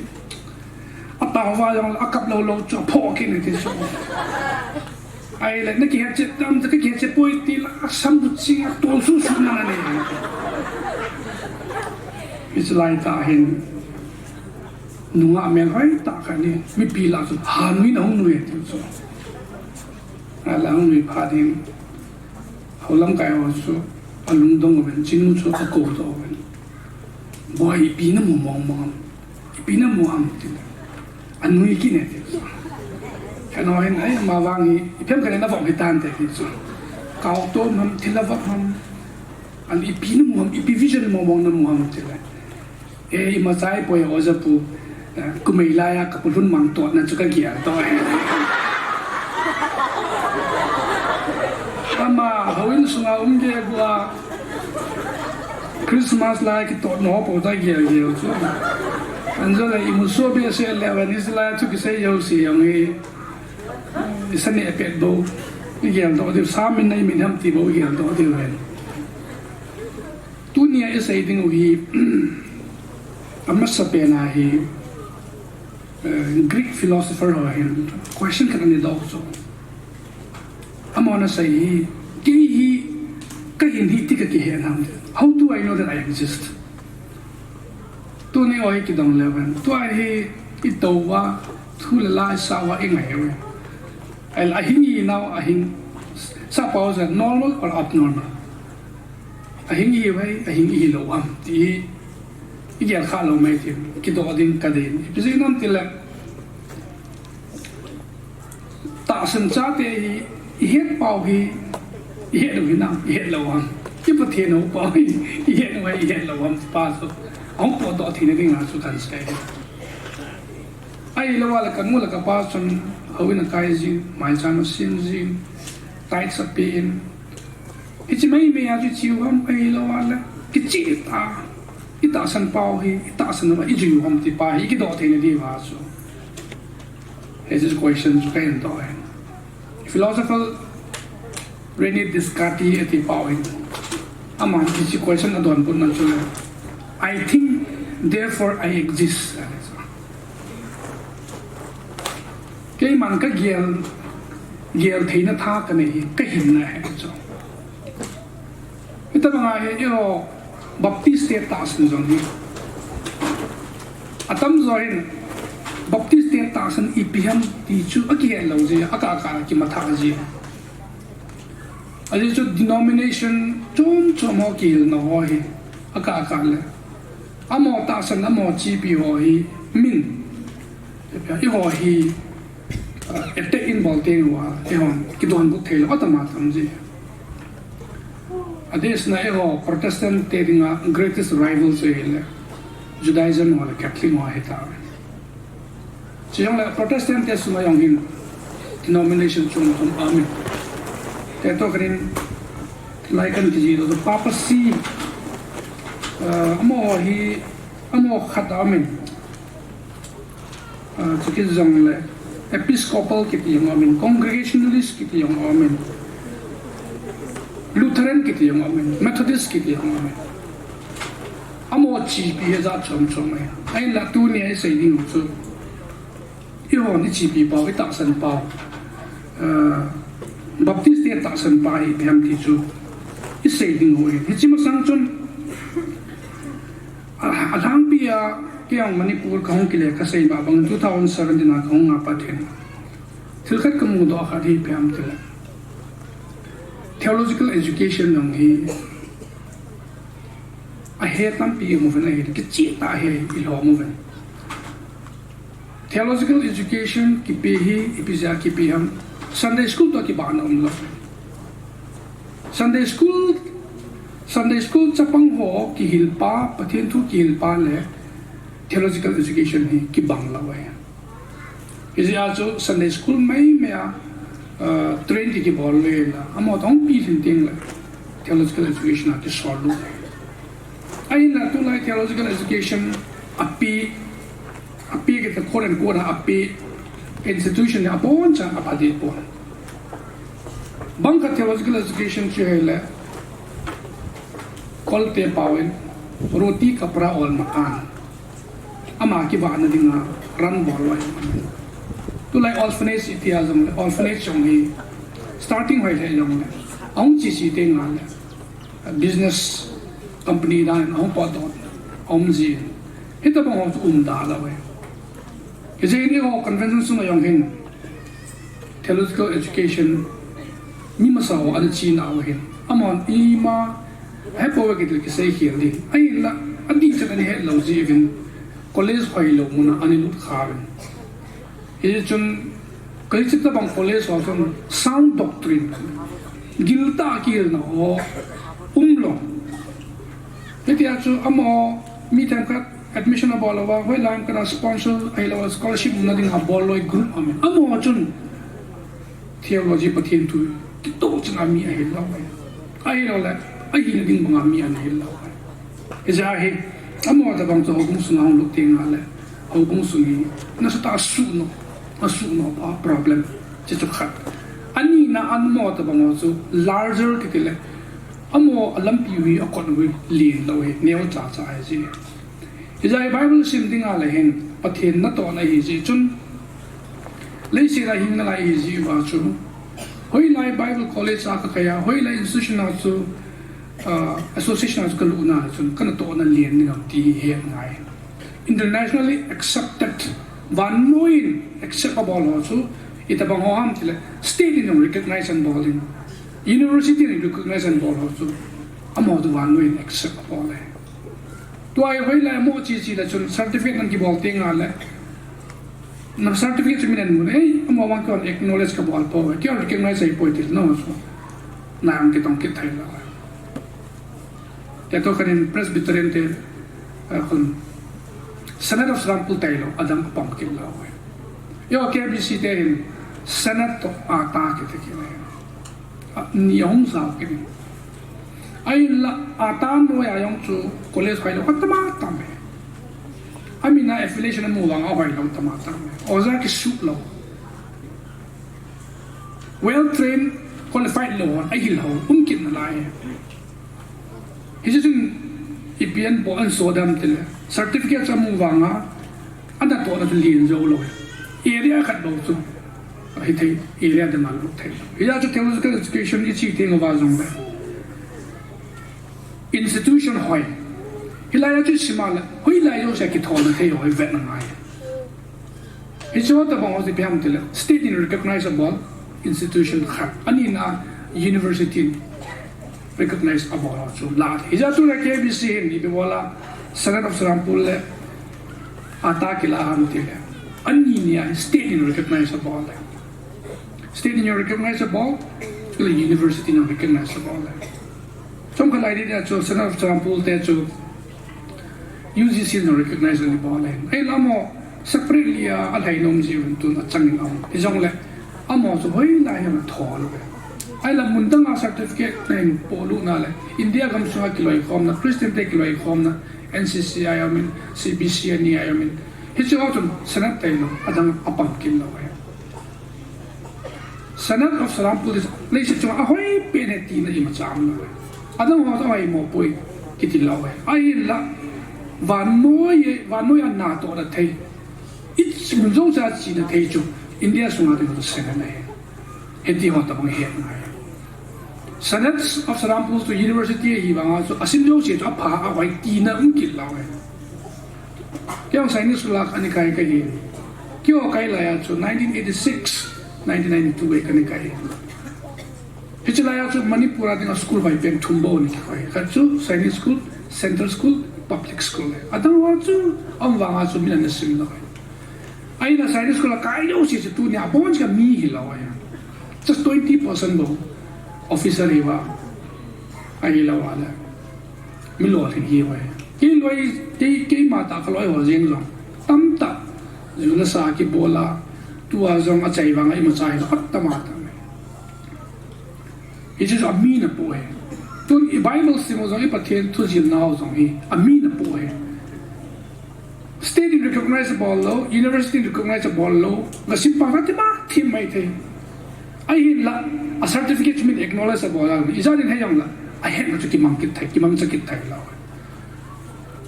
State and University recognize abon law. Abon law kana 99.9 musanga state in. I know University recognize about 55 to 55 to come changa bai chana la. Hiti ta bang o hen hai. Ya in case Bible na sinding wal hi cho so lung thi mana koi ni we Gambih ho ta. Ai lo wala tu wang pathen lung sen STS ni ta. STS alam kai ho mo pu no ki do ove. Dia also nando ting wala masanga ho wang so pia amo zna hi le ani het lo mo zna ngai dam thei ta ai no tu khang a ti le kha them Bible them tam pi mu ta cha chu I bor hil na wala ko I ngo dia I ho mit mo ai khat ve so nai pon kum tum ma sang za mai upa kha din ke ko ma Bible college ka ka cha pai hem te yo hem te ये बिजी नाम देते ना कच्चा बाइबल सिंधु वाला मीसो लोग देता है बिजी नाम तब मैं ज़ुखामा तब माचो एडिंग में बोए था अब आनु बोवांग सही ना अमो तब हम देते जो बाइबल सिमा सोल लोग दे अमो तो रिहैब सेंटर सोल दे का तुझे क्या इवेंट नोम लोग ऐसे क्यों रिहैब मायों ना करने तो है तब पासर हम पुन्ना सही बाबू ना क्यों ही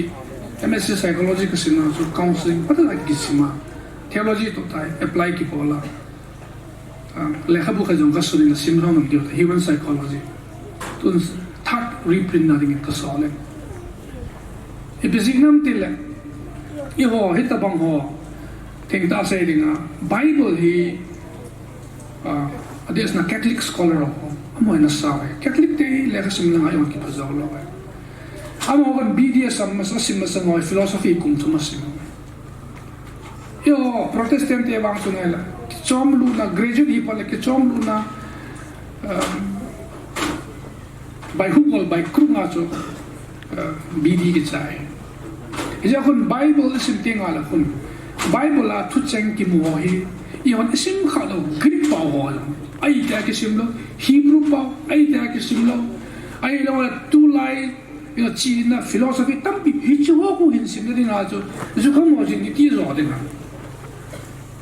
a brain hat ta wan zo lo ya cho hita bang hi awareness nyau khat ka sei ma sana awareness nyau khat kahin sa theological training but that's that to ngai ti pa chu sei daw han lang tuin baptiste ta san la ki hil na chu nyau khat to hon sein ka tin sau ta wang sei pun a chom lam lam kan sei ni hin yo baptiste hen to ka chu ta sim sang ka te abon sa kaya Jesus Christa ay huin pa la kaliang pa abon ta sa na ay la ama form of government pa chu hung za chon de ay la tu ni ay o en question tampi ne ju akala te to kana no me khala pasal khat su akichena akida to azama le ahum ke ipi theological ipi biblical reference mam yo KBC te ipi chi biam hichi ho so ya le theological issue hi pon hichi administration issue hi kitai aje so administration to by the also constitution ki nahi hichi ho to deal bol hichi to guideline ho mi ka to ki da le ni zanum ding ni pi zanum de chu guideline which theological biblical apna kilakil lo hai hichi achi problem jo se chu pastor pa yang chu thizo se hen lo hai apa then to a theology has le administration KBC ki vai pon as ahead lo mai ta hai ai la administrator pa yang chun ki vai pon as them se azong le theological context se hello mai hi ja chu theological issue hi te ngale any scholar ahead ni ho to thai when it comes to administration boina hi te ngale theologian of sang chu administrator of dokin mai ya chu ye approach pa hi aung di ngai ne ala to alam pia pastor in ipiza awam tile patin thu jong sai dingu administration no tam kada het te dingu aje chu obung sungai boina la hasanam te ngale theological issue address bon the yong tha nei dingu sikil jong le hichi ki vai hom na boino su lam na ding as constitution ki bang chaki ala hichi te ni outside of these two hichi te ni panglo issue am ting le pi dil body am te local church diken board na say khom ding ai la wala Gambih pastor kha say khom akhuti la wala larger body ya ke khoma ei man hichi pia decision to sim ki te hichi chu hit the bang politics ti ai la theology ti tingal chun iwa baptist ni pi ta sanam tele number 1 na yo Bible hi supreme authority Bible hi number 1 na hi ko yes yo baptist alam pia ke het dari notice sahin denomination tampi song le ichi wi ki bang so ke bang chika ki bang so I haudan uzang ki bang te to kana I wani bol la wi adi sa Presbyterian Methodist Lutheran oin aho inwa amon liturgy to chela ho khoma aban nei cha ki sunku amon azu so alang pia mainline church even baptist on je ki chi pi ai wa notice la hi yun kinala a baptist ta Presbyterian ta Methodist ta Lutheran ta style of worship mean free style of worship akale ki patna tauna masa mio jo se sama sama tauna ki mang a hela wala mio se la sa din chombia ki patna nei tau hi so hi system of worship element ki ti invocation opening prayer opening song special song hi so yo se worship element ki ti hi worship element jo se aban nei cha ki ko liturgy ki ti hi main line church in ki so ai mà yêu ai mà đã lên cái gì cũng mang duy lâu cho free worship tôi suy nghĩ yêu cái khom nào và làm cái hàng này cái sự kiện cái tổ kiện thì liturgy là sự kiện tổ kiện luôn rồi sao cho cái do tao nó cái bằng cái tổ chắc đấy sao Holy Communion cái này mà sang tao nó tiếng giống liturgy là cho adam cái gì đó yêu cái là free worship bị bỏ tiếng là bởi này adon adu asu sa lo at kitaw lo tamatan bis ichi ko apat lo na free worship ai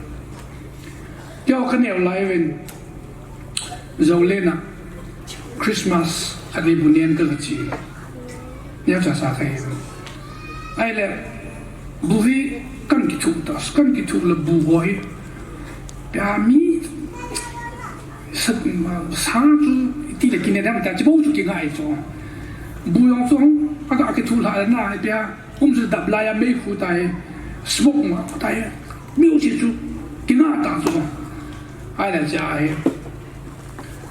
au sa pu hin evangelist pu hi bu ne de ta nan man sa ta so tao nan man sa le bu ne de nga tao ta lo gam ting man se ta so an ta la sot mo ta bu hin tul cái chạy này hậu sự bùi loang bẻ sang tao nếu cái chạy thầy lâu tầm các kinh này áp bách là cái họ yêu gì thì ăn uống cái gì vậy sao bao nhiêu thì ăn uống cái gì thì chứ áp bùi là free worship cái bùi là yêu anh mang người thì chứ mi cái cho anh cái phát nông mà phát là biểu là phát là chủ mà là phát là biểu là phát vậy tao này mi bị làm mà nói cái chạy này mà mình sao hình hey ha cái trái na ăn mà chúng mình sẽ cái trái ta, ama ăn bắt chú sản phẩm sang sao vậy ta, rồi bây giờ nằm tiền lẽ, phát được chú mà sẽ đi đâu sẽ chú ở tàu nó cho ăn xe ta, tàu nó phải là ăn chú đi xe lẽ, thì giờ chú hết chỗ tập bằng lâu liturgy, baptist tiền đồng cái gì, yêu anh cái lâu thôi, baptist rồi mainline church kia, liturgy vậy ta cái gì mà, cái model nhiều mình, cái model nhiều ý đề cái gì. Invocation in opening prayer, opening hymn, so the confessions of sin, adoration, thanksgiving, intercessory prayer, so meeting at topic, nothing set like this.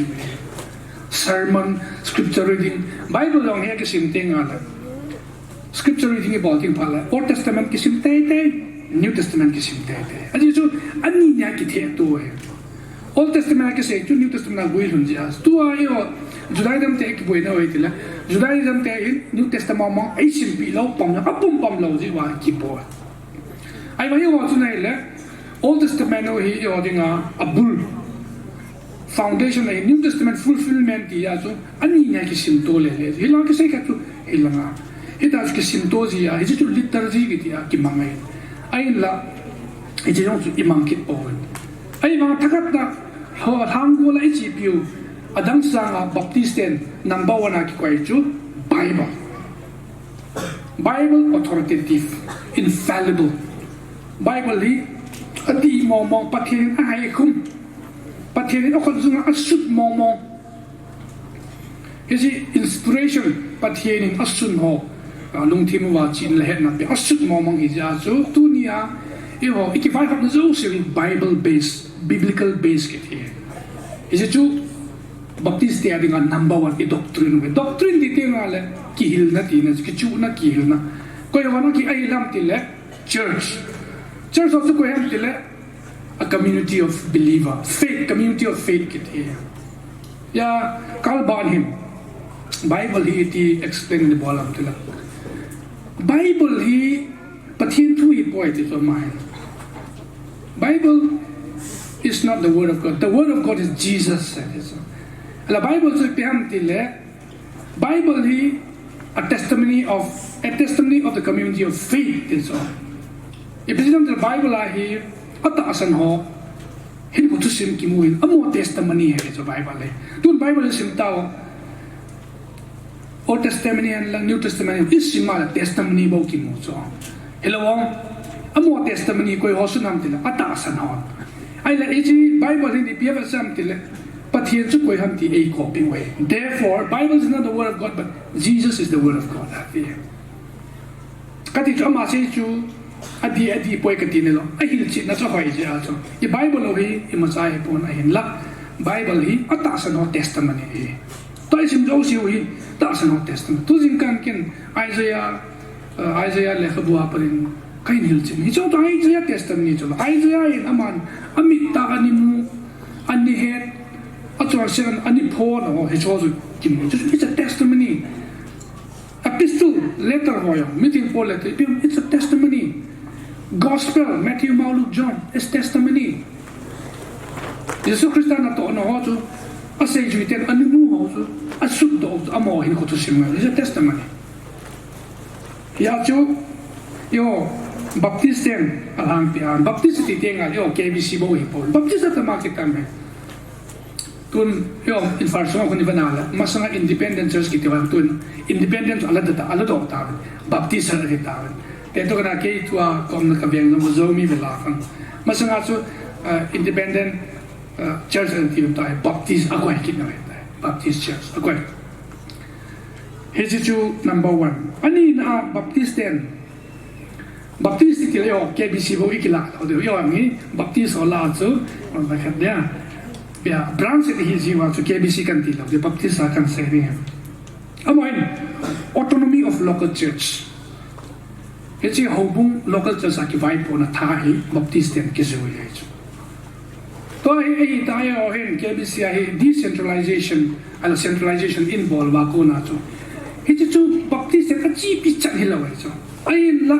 io context a ding a hoi ja chu lam kai ma sa wan centralized system ai bol to win ata chu baptist also local autonomy ki chi pi local autonomy chu fully empower ki wala local church among fully about to for the sake of proper governing hoi ta administration ki to la ho bu khan to ding na chu it's a system ho ai ho ki mang chai ko ti lo wala local autonomy self rules ama chang sia rule ki bol ho hi baptist azu ye bible text na ta bang kan se ni chu at least 5 biblical expression of autonomy khatna chu yala amo in thanei na anei wi hoya ki mom tila amon ala pe no hi where 2 or 3 are gathered atina no khala new ka kai committee Jesus Christ na si which issue amo in text 11 Matthew book from the gate 15 to 17 so yung lawsuits among believer yun katya khatla khat ki ka ki het khil na ai la apat mo nam la no chi khom min la diken bo chi khom min la and ke olympic ti chu it's local autonomy amo thane ki pe koren khatna bungup chang khana pa chang ki chu vele chu he cha chu i modi wen ani na joila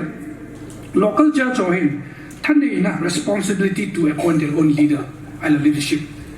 lam ka yong hi amo thane na ki pe amon he chu yo ni chi pin tun ke business non ki chi pin yo ho bung ki man cha nau ho hi lam kai ki la no hi langa office langa pe na control ai bon no he je ho chu zu yo thane na khale he je bible text ho ai modi wam te Acts chapter 6 1 to 7 Elijah 7 were chosen to serve misagi ani kilam to chu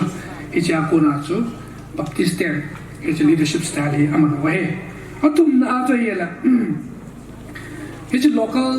autonomy thane na chu he local church so him missionary ho de ki wa the ade de song the amo fund to ade de manage about the manipulation elo manage about the we he je yong chu thane na ki be he Acts chapter 13 1 to 3 Acts chapter 14 26 27 ali na joela membership his membership me atwa to be ken jingling the sermon kaza kabang tel sermon is on me pa tu chi ki tan sai ta ka ai la yo hi membership me atwa to be theology pathe tu ki la hin his membership tu chang hin til ni ke sai khatwe invisible church khatchu visible church khatchu le mu thailo church agatim he jo to la ya la khathemon ipi say kilom outside the gate pa ma umo he jo ipi context a hon ki mangham ti kinala communist country ho te to Chinese a China ho a hela wala mundang danga open ta pathian ki ho thein lo ho ku ata san ho so open ta mi mu the church le mi mu the chi chu hi lo wa asuma gu ti ma pia Christian zu ho chu invisible church ke ti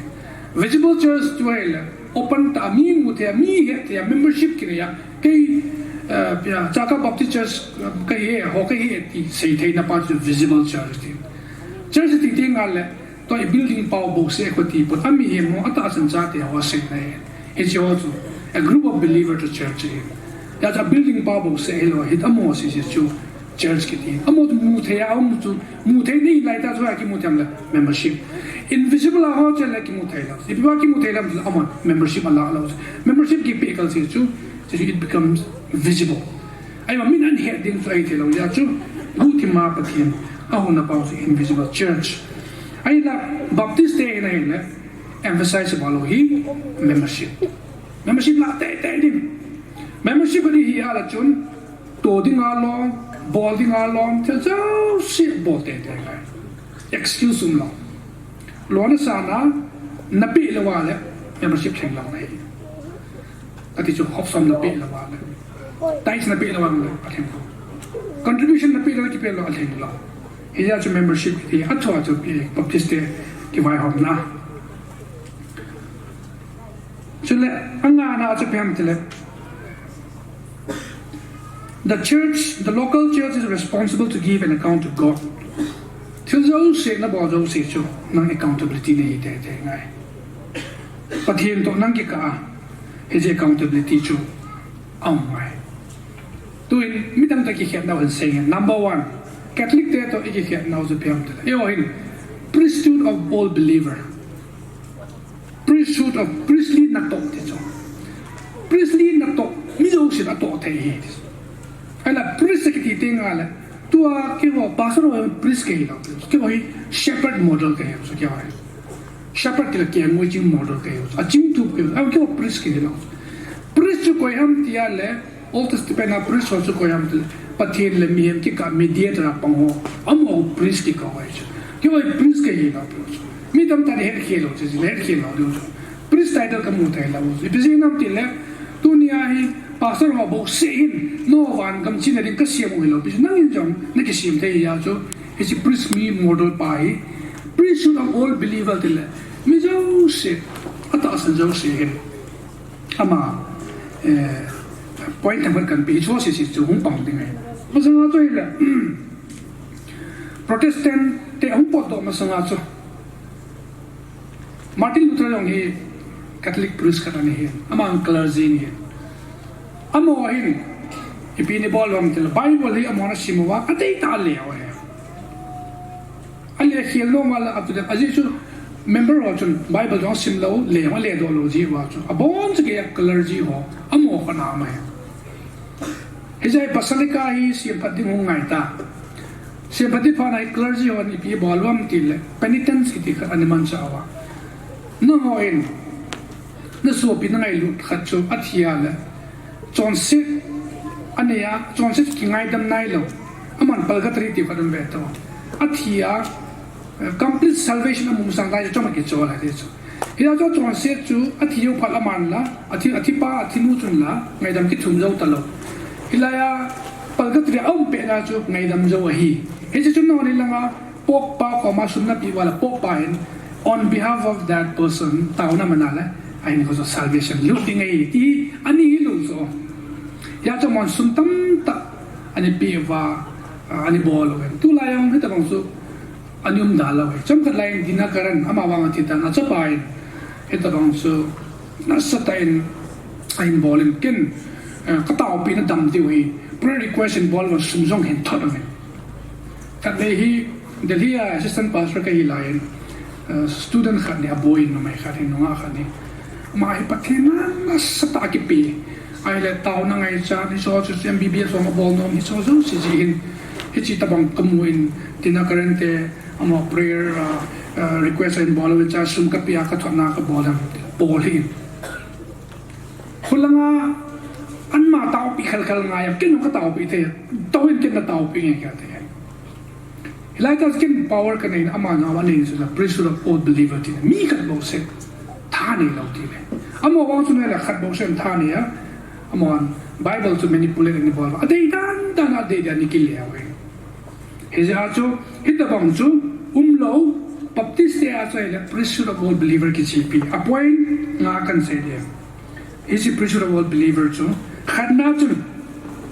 each believer has equal standing before God mi jo sen pathian anga chu ke hoi ina pau ikitu so ke de we ke dunia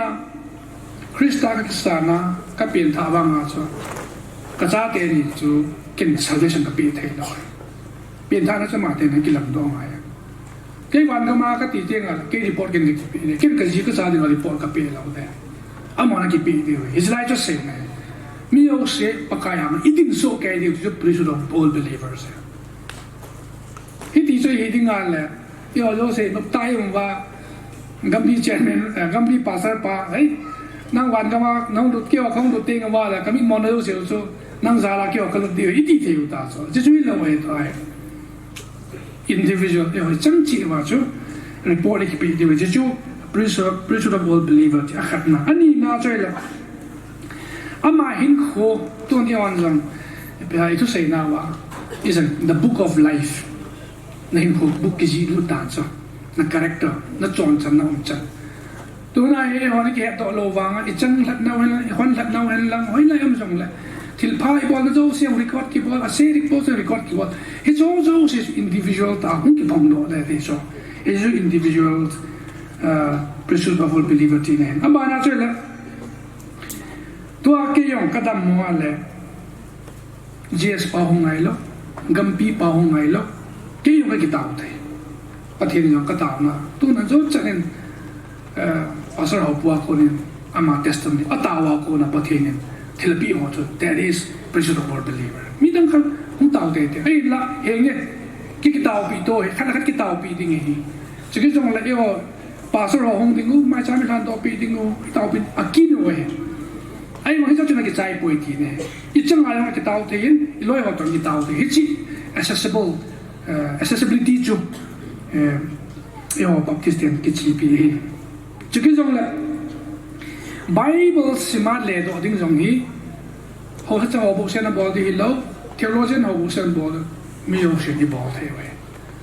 ai la abo la no so technique mo chi chu ai le homiletics hermeneutics akiti ne hichi tu jong hi yo tham khat Sunday school akila lai chen mi boy jis kin kumni ka sulu den le kha khat ka su homiletics and hermeneutics ka tin hichi le ka bu so mu kha ka na khat tu te ka le kha ji le ka bu so hermeneutics na koi man nei lo so na okay mi kha khat tu la ki la wa na mu kha na okay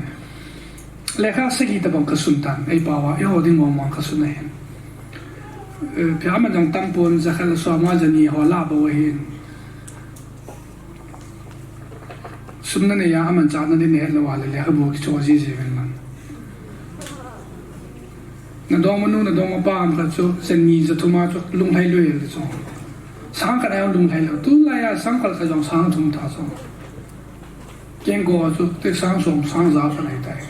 pi yong la jin lung thai ai wan sen ni ya le ka bu jo ga so le chen na thi to ka na man cha de ya so student of my pick say when you have money but you have nothing to do with that buy books le ka bu ke cho na sima le ka ha sima sim de so te ho Mizoram te ba ku ba khang to ham te mizo te kon English a ki sun apata ta o mizo ba le do ki ba publish ba la mizo sil sim wala ta ko ya English ba hi jong pa wa ki sim to literacy long sang chi ne yong ta me to yang ni mizo te ko ya amo gam ko the silent city ki ti gari lam pi to na horon ki me ngai lo na sat mo mo India suna na sa mo mo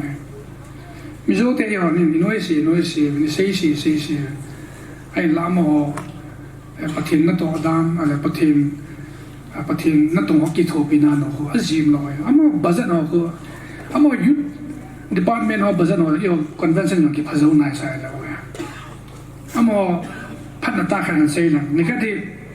amo conference a kyam ka za mi atam tam da no so yo ai जल्दी से आज जना जन जगो में थी हम तो सांग सोम की खाम हुए लालित क्यों कई जो है VIP के ये जो लंगा चुंग लंगा ये तो सार मेमो तो कर बनेแต่ตัวขณะที่ลูดพัดปวดพัดจะโดนพัดกี่ทีจุมีจุดจุดบ่อยเลยจุดกิโมเลยอะไรจุดเหตุการณ์คนไล่นะบอกเลยว่าอ่ะหมอจุดไอ้ที่ปฏิบัติ instruction นั่นที่เป็นเอาลูกว่าอย่างละไม่สักการลูกนั่นเป็นอัตโตน้องอย่างที่คนลูกนั่นเป็นสุดินมาสร้างเนี่ยเอาใจเลยอ่ะไม่สักเป็นไปว่านุ่งลังไปหากี่ตัวอีจังเนี่ยยังลังตากี่ตัวมีนุ่งตัวที่ไหนพนัยเฮ้ยมากันที่ป่วยนี่มาเนี่ยที่เราที่ important นี่อ่ะHis congregation are important na jo amala to na paaya kate na tu ni ke seminar la ti ngale la na to no ama sanga to na ong so na liu de ve ti amala to su ti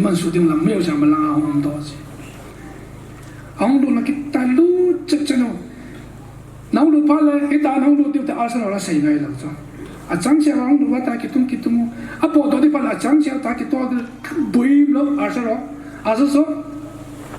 body mà chán này là bị vào,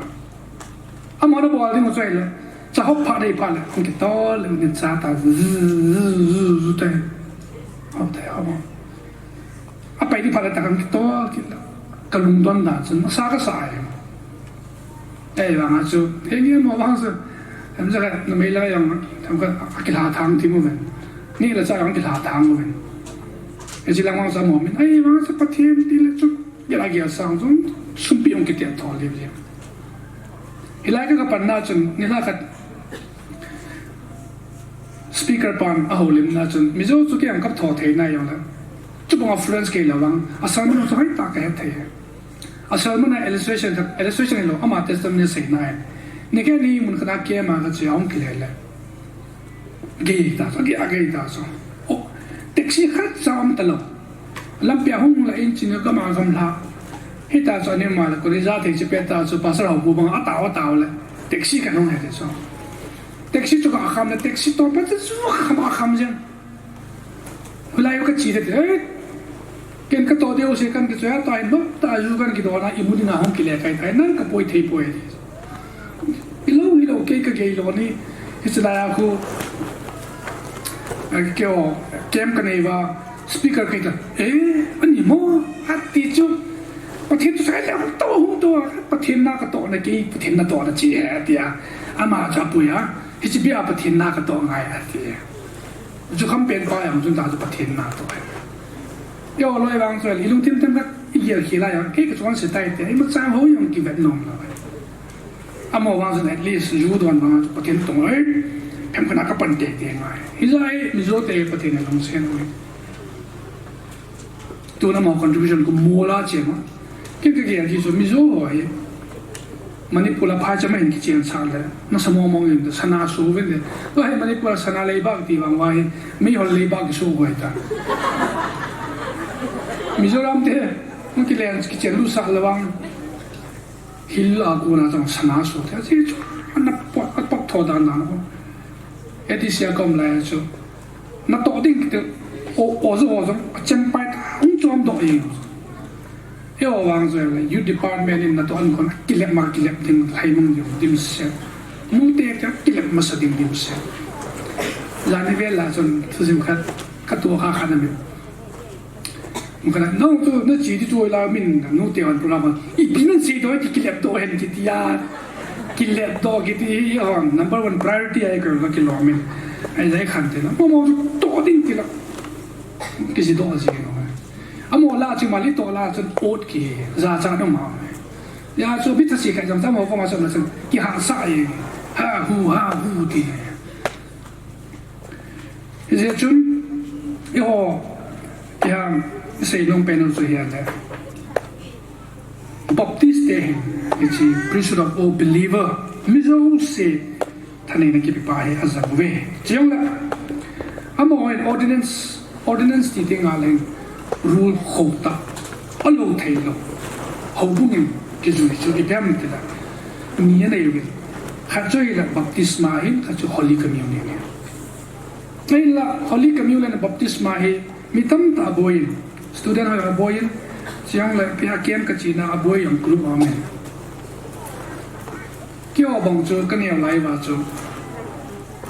baptisma in bol wa chu class 10 ka pass wa chu pathian mai na man ka het nai lo pi wa ai class 10 pass tai ti la ki phum lu jeng apha da hin tai ai lo la kum som ni le la hin tai ta baptisma ki pe ai la baptist na chi pi jo le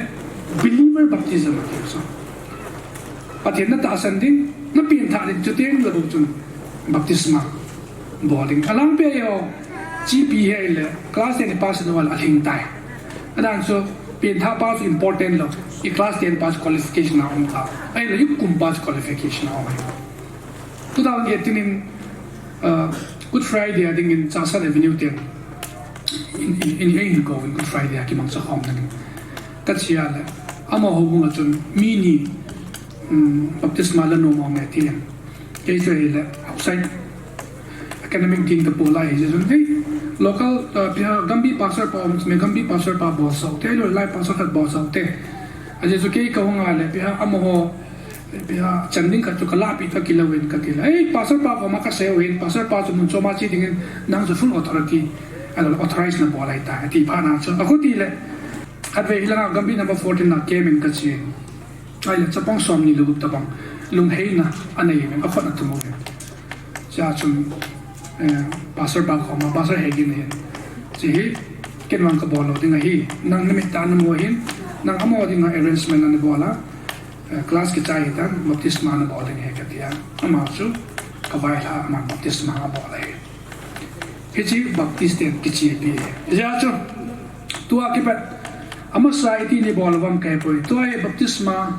bol no mo male class la bi te ti emphasize can ball they can both they can also say na pastor pan ke to ai ya non erase the ball pastor bu na class na la ngai na ti de na go wa class na bi de su yo ji bi na ball lo wa la chun di lo he di ta so baptist bia baptist ji bi ju te ti wa he ju te mai baptism believer baptism hi mai pin tha na chu mi o si het to sa na baptisma tum ke ka pin tha Jesus Christ tia thok bang ke Jesus Christ ba ka tia ka thok do ding ti witness a pin tha na pa chu baptisma ki ba ai na bo da ka ja dam ki ni sprinkling ki lo boy I mean pouring ki ti loy I mean yo wang chun sprinkling or pouring o ki bo lo da ni ka ki son lu ne ki son lu yong chu yo ni ti sai ki nam ti asam jan ka chang po to lo ngai a thu mang ke nai e ti ki na lai we ke ni ko men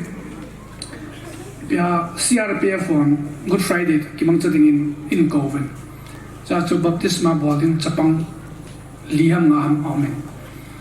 ai le class wei ta kala pi ni kala pi chai khat pai ke che lo nang tu chu baptis ke bol lo ne ka sat to ta sa ai le adang se chu nom ta ala mai zan ko wa ke tao thei lo dan ta anu le pan na baptisma boarding ti ai tin am anu la ba ko ma ka sei do nai lo cha nang baptisma ka bo thai lo ding nei a je chu na pin tha lo wa le baptisma ka bo thai lo ding nei ai la ajinga baptisma a ki bo de ko nen anu la pa chon alung dong an ta ma za ta lo iti da na za lo ka hil na baptisma thu ka hil ne ama na sang thei pon ama za lo ding nei minang khat ong te na ne bol sa de wai ka ti lai ta en a cha pa chong ni kong kin nen na sai jo si ka nom ta em te le ka sa sa baptisma ka bo le ese jo ke jo baptist follower ke ja baptist te chon dan ka ju te te ngai kam pa ma kom lai kha be ka loi ho ka loi ngai ta kha ti ajinei no men khola khol nang in nei go men ti he ye ka go ding ai ai la kion ke be sin dan ka ni hi chu dan jo se sa su bi na ka go ding ka su bi le wa le ka go lo de ka ti ka ka khol wa le a church no recommendation of pe lo ding gutima ki hom tai ma hom pa na skin ka bo lo de aje chu ke ordination AKP reverend title AKP kin hi chu title ka de dia mon cha ding ai pi oi ko tha ai pi wa kin thil pha pathian na chu ha jo ka to thina ding min title ai pi kin title AKP manipulate ka bo lo de no mo sa ai ka ding ka loi pa dai wang tu chen kia ai ho lo ya su pathian nai to na jong he thu ta din ding ngai thu ta he chi pi ngai mi nei ve da le ตามาจากออฟฟิศแล้วนะเรียนจบจริงก็ถึง iPad ในจบพี่ว่าจริงในจบไปแต่จบถึงมีจบ I mean that is not important เกี่ยวกับตาของป้าจบทุบีจบเฮียจบตัวจุงอ่ะ let us build new KBC ที่บางอ่ะเอลGambih number ที่บางว่าจงอี new buildingกันไหนก็ไอ้เนี่ยเว้ยเอาบุ้งสุงอ่ะ Good Friday เดี๋ยวห้องไหนตันก็ไอ้เดี๋ยวบางบัพติสมาบอลเอามาเลยthey can partner healthcare well and good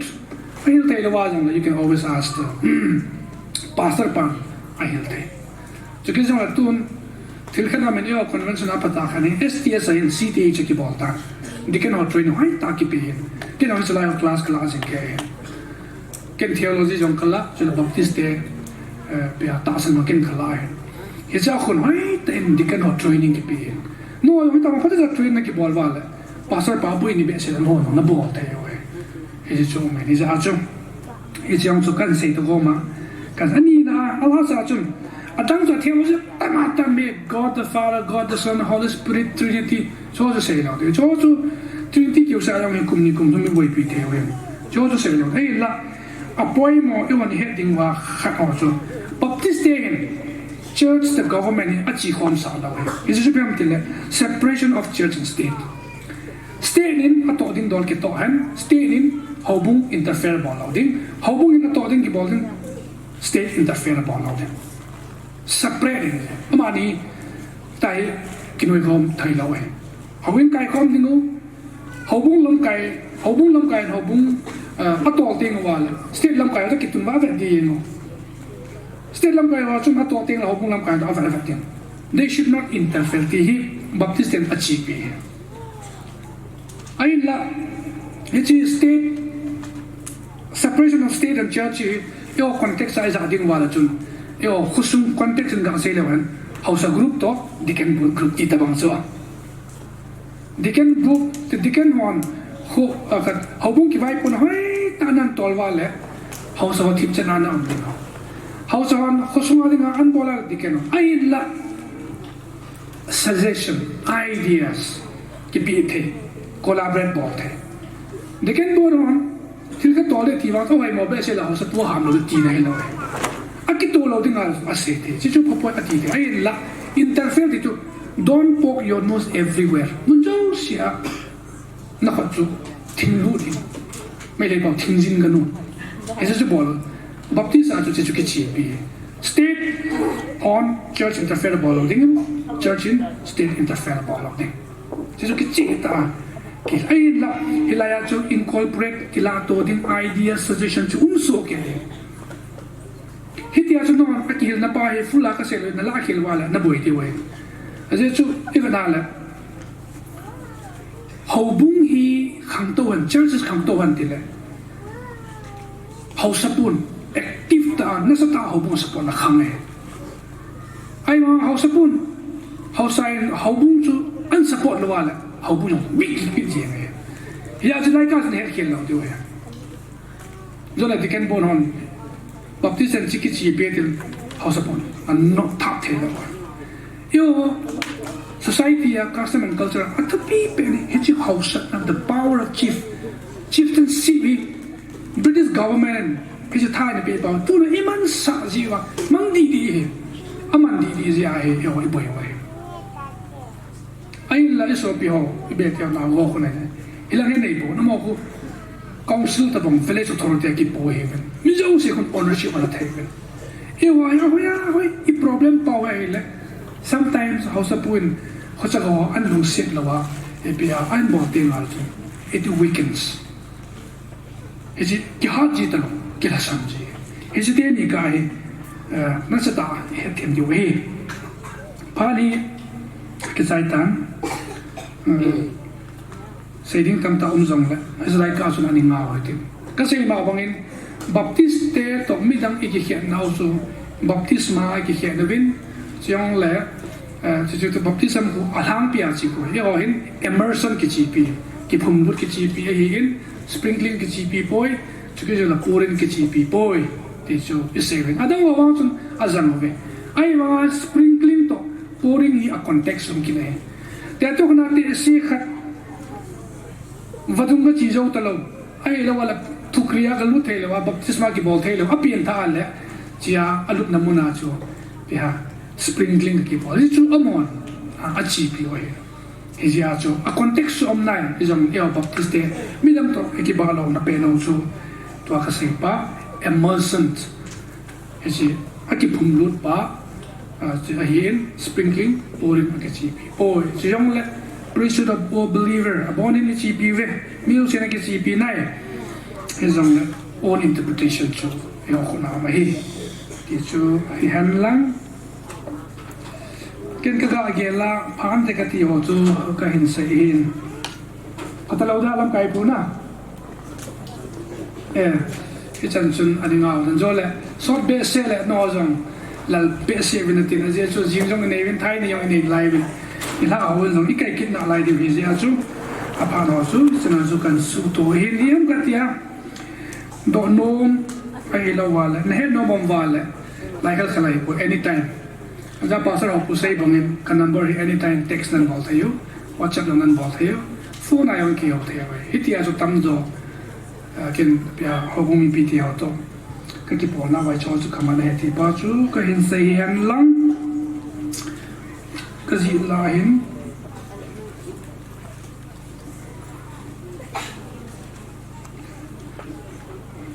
to nakhat Baptist te to nakhat ase chu piam tela Protestant है Protestant ही मिली के सूतो वाला opinion ngam है Protestant है ममो है मिली के सूतो वाला opinion ngam है idea ngam है इलाइटा जा जो लुंगतिमो की पंजी लो है ने तो ना खना save soก็से हे जा का से लो ना पे जो हम तिले अनि वेले वन यो वाजंग है इते लो वालाที่มอพินพินเร่งเวทนั่นได้ป่วยนักขุดที่ขัดที่มอพินพินกี่บ่อเนาะไม่ใช่ได้จะเสียงนะกี่พินดีเราเป็นเฮลโลมาเลยกี่ดอกจินนะฮิตที่หลังจู่ฮิตที่ยมแค่ไทยป่วยที่ตัวเฮ้ยขุดที่เราได้ฮิตที่เดียขัดที่เดียที่จู่ very much authoritative ได้นะจะช่วยเราได้ไหมเห็นต้นเสียงกันด็อกเตอร์ลีลามาใจอย่างจนเห็นนักกิตีไม่ใช่เราอย่างบีดีบอกเสียกระจายจนงั้นมองอย่างนักขุดที่จุดนักขัดที่เดียวइसने बस ना जो चाहे ताना बोली चाहे नहीं कि सही हम लोग है MTS इनकल क्या सही हम बेलो डॉक्टर तीन चाहिए जन कि चेता है लोग कि सही हम लोग मामू है ना कि तीजो कुलां प्याव में कहना ही सही लोग है कि बात न लाए या जो कि lu सही नॉम बा असेंबली तो आज हमने क्या होती है वाला हिती जो हिती लगे लोग जिंगे हिती लगा हम तो किलो है कि लंजो आसे हैं खुद dia ken ke ta chipin khud chipin pula parte wan hiting ka de bol khud ane de bol wang tu lai context ki to ke ta lo a context du ya tu na to ki na a khud ila war ki wai pu na chu a lo ding hi ti chu kan se hian lang se ki se wal ki ngai da mong tin ke ma pa su se tan te ke pare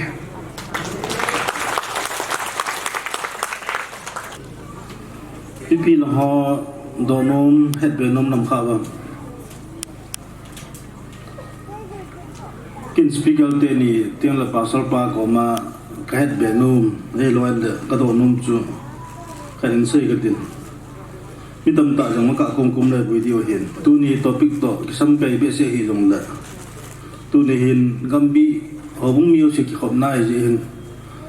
hoi lam chui jong la ji hi si la da khat a hin khat chu in sei hon le ka de ka do min pasal pa jong la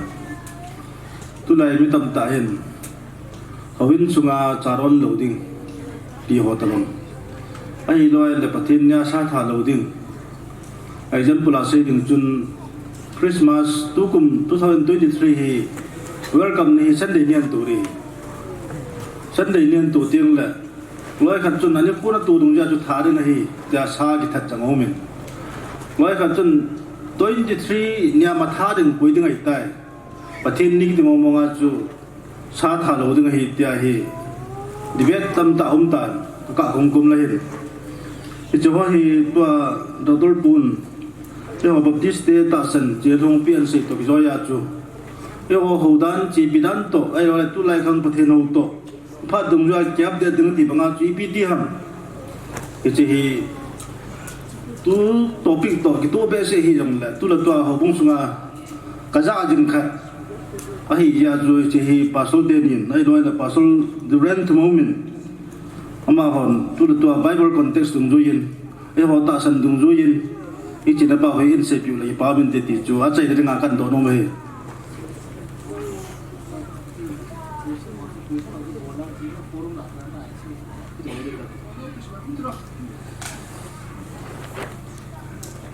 It's to Pastor Ted in response in born thing. And like in theological background up and respond can born Jesus Christ and Francis that again was is the Sabbath for human or Sabbath for Sabbath to say that Mihimading Aham Kanading Aham. And Jesus Christ and Sabbath near me in Sudan Sabbath. Yet they make a say Sabbath niya to Sabbath to observe body dota sami osim. Ay varasmi kan adam mo kanam Jesus Christ and adam mo sa important yeti ha adam mo sa healing repeat so.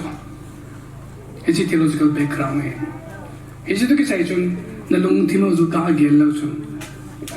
ong kisi tante. Ito bang situ further explanation ide wala chamkat study involved eh kiti wala tanay kilsi edwin kate. No se boy lo kiyong ka boy he. Yang sen the church kapo ya chu 24 ni hi Sunday Saturday ani ko ji kita 24 to Sunday 25 ni Monday 24 ni is ehon gamtha ni tiu cho na it is Sunday ni ki tu cho ông đàn chưa ai pu Dr. Paul Paul lên nói bằng ngã chưa Sabbath này để hiểu văn văn chỉ thà đủ điều tại na lo ham Sabbath này để hiểu văn chỉ thà đủ điều tại yo hi Sabbath này để chỉ ta lo hi na Sunday ni chu Sabbath ni cho đi tại saying là Saturday ni Sabbath hana ki zui ta vi yo vang chân Jesus Christ thọ đó ni Sunday ni thọ đó ni ko worship day iti yo hin Sabbath ni chu hi ta lo ya chu Sabbath ni chu sim to chat dinga la chu Saturday ni hui ho dio hi amo se ku di tho hi e ho sim dan chu amo sim dan de ki tu ta lo di su khisa tho lo ni ko chu pathin ni khwai ma lo e chu Gregorian calendar e ji pi ho tai na ya chu Jewish calendar to Gregorian calendar chu comparable lo chu ki chit chat tho ba ta kin rang le khu khat kan zi na cha chu neo khat kan zi Sabbath on ni khusim dan ting le KBC na tan doi na ting le on ni khusim dan chu ya chu Sabbath ni lo te hi ji wa chu ke concept chu hila ji wa Dr. Bu se banga chu Sunday ni a chu gan tha lo ding ti na chu be se lo hi ano boy iti wa le thang chen ni 23 na ju ki tha mo di lo ai hin la chin ni chun bo lo de te lo vin kai wang su boy sa da wi te na vin kai su boy lo vin kai jom khan leยิงก็วินก็เอาดินไว้ทำก็ได้เท่าเลยเพื่อเสียนมมันปะกายที่สุดนมทิลก็บอกในความมันเลยไอ้จีนอย่างนี้ก็ทายาชูไม่ดีจีนดิ้งลงชูมโลดีตัวละตัวเกี่ยงก็เกี่ยงก็เกี่ยงละจริงก็วินก็จะก็เลยกันขนมกันกิทาอันกี่คนดินเอาดังจุกที่นี่ฮะแล้วคิดอย่างคอมให้ตายดีกัดเสียบีโคดเหรอยาจีหอยสับบัดนิดเดียวจุกี้ตลอดหินสับบัดนิดเดียวฮิโลเจว่าชูสปฏินี้ว่านี่ความปฏิโนนี่ความชูที่พาบองไงไม่ปีเนี่ยความนี่ก็ปัสสาวะของเดียวละยงกิทันตัวเองก็ได้ยาชูอาจารย์กิทันตัวเองน้องกินเนี่ยตัวเองยาดีบิสเบสเนี่ยทำกันที่ให้ก่อนใช่ไหมจะขนาดนี้ครับช่วยปีตาโอเควินสุนัขจะโดนทุจริตเลยจ้าโดนเนี่ยที่เนี่ยกิจพาหิหอยว่างจะหอยลอยหินนะที่discipline manner พาหินนะตอนมอร์นิ่งกินบางส่วนจงดีพอหินละ good manner พาดิ่งอาชีพได้เลยวินสุงานเนี่ยที่เนี่ยอาปูเทียทัวจ้าโดนดิ่งจูวินจงทางอินกิโลมลอยยาจูวินจูหัวน่ะทิ้งที่จะทิ้งอาชีพมันลอยหินเนี่ยมอดิ่งกินบางส่วนดีลอยไอ้จูเอ็นยังหินตุยกิโดนจีทัวหินนะคุณบิดาดิ่งหลังบอยแล้วตุยยังกิโดนทัวหินยาจุเนี่ยผมมองดิ้งที่นั่นจุ่มเดียวไอ้ละไอ้เนี่ยเราจะรู้ว่าจุพัดร้อยพัดจอนเราจะเพียงเดียววินทิ้งทัวหินนะยาจุกินเนี่ยเราจอนเช็ดที่นั่นจุ่มเดียวปุยจะจุน len khom na lom altan na ton na ti ho ang bu ho hoi puin na a hi the chana chu a hoi pen pu pen na chi bo chu phai pulangai ke chi doi ke don chu hoi pen ni lo dam ke ti ya chu pavina ke don ya chu chon chi ti na bang hi pui a hi la pulanga ke don pa khu a hoi pen in kalai ke gi pai Bibleจะกล้าหอลตัวเองกันกี่หอลตัวตายpasal kut lang tiba tu sim so Matthew bung som na niya kimoy in sim na pasan ngai ven lang twin zua ko ri na chi do in aki khop now in na alu nin twin vevin hia chun mi akut moi khat au me na hi twin a he si the na dingun chol nga nia hi bol dam dan nei hia hi lo hamatin jesun adong jesu adong twin amana za nala ova khat towin kial ngoi khat nei han lang hi chu chol nga nin ko khuwa halut tele gamanga galoi do loading koi na muvem chuti chu hi le kial ngoi sa nga mi iti luzo tamati di dane na heji chun chol nga nia thilpha bol ngai hi heji ka sei no nom so ya la mi hem pa su importance mi hem pa to dan su hoi su to pi zong amo ai mo si dan bo ka ti we ai la su an ai su am thon tu ai oi ngai lu na kan grace period au mai ta thili bo zo si we ngai lu even tai so ya mi double triple na pi le ten bo si ngai heji ngai lu na kan gifting so ompana ibo zo si hisu ta pan ngai te to kana tu ni Sunday ni ko so hung boy ta to Sunday sai tha de ta so aku tia chun Monday ni a chu it be a feasible ta lo technical problem aku tia as long as nangin the Sunday worship til dang dang ho so asu boy lo na ki sim thai ding a ase boy ai la nang replace la bol ding a hawin kai ni ding a chu sa tha poi ma sa ki tha hawin kai da chi chuang chu di lo ding ai ai la nang ni chi ka chu na ki adjust thei wa chi pa den sa tha do tin chi pa na hawin kai ai wa no na hawin kai a priority pa na ho kom di pa so replace the ball la wa chi chu di lo ding ai chi context a pa na chu se ya chu he chi chu hi ding ai yo la hawin sunga cha do lo chu pulanga cha do na the ma le bi ko ta hawin sunga chu do ding te to na hawin sunga pa na chu pulanga ko chi la pra bang eta atum upayum ta lo sula chi chu ai le thu chu mai ton ki o kole sa kon community ho kan e lo ji kon ka chapal ho thilo sha ka man so adi da ki man entertainment ho ka bo no ai upayum no ai impossible ai is ya chu chi ke jong a thieng te ha pan lo de a thieng chu hawin bo se thi lo mun jo si thi nge ai ma I thi no ai ma lung thi ma thi ngai I want circumstances umji allo thailo ki ti umji he cha hi chi ta bang condition chei pha lawang chun provide ti ho ki gon le chi bol mana mi theng polen bia nang ne chu ne yo se chu bia abona na tha tho de ti ki tha tho de ti he chi na su bo lo de ti ya chu ti ka cha phat na ring anang adjust na bo si lo he chi la chi ki ngoi a tha lu chu Sunday ni a aga loi do wala tam ding ya sabam ni le ma sa bo lo de ki ti mo sa ama aphat chom na ding a sa amma na lai de ai la ani na ding wa mun wo na sa hawin su bo wang so ai de na chu bo la ba pai ai la circumstance compel ye al wang chu bo la se na poi de chu ki mang ye da ne anjo le yo en tili gel wala khuchi te de khasi te it is even pathin tu yo khuchi te de khasi te ti ding ai ki vai po thel bo lo wang so le he ye le te ye na lungu thai lo mai the he ai wang chu tu minute nga ka ka lung ya kan se he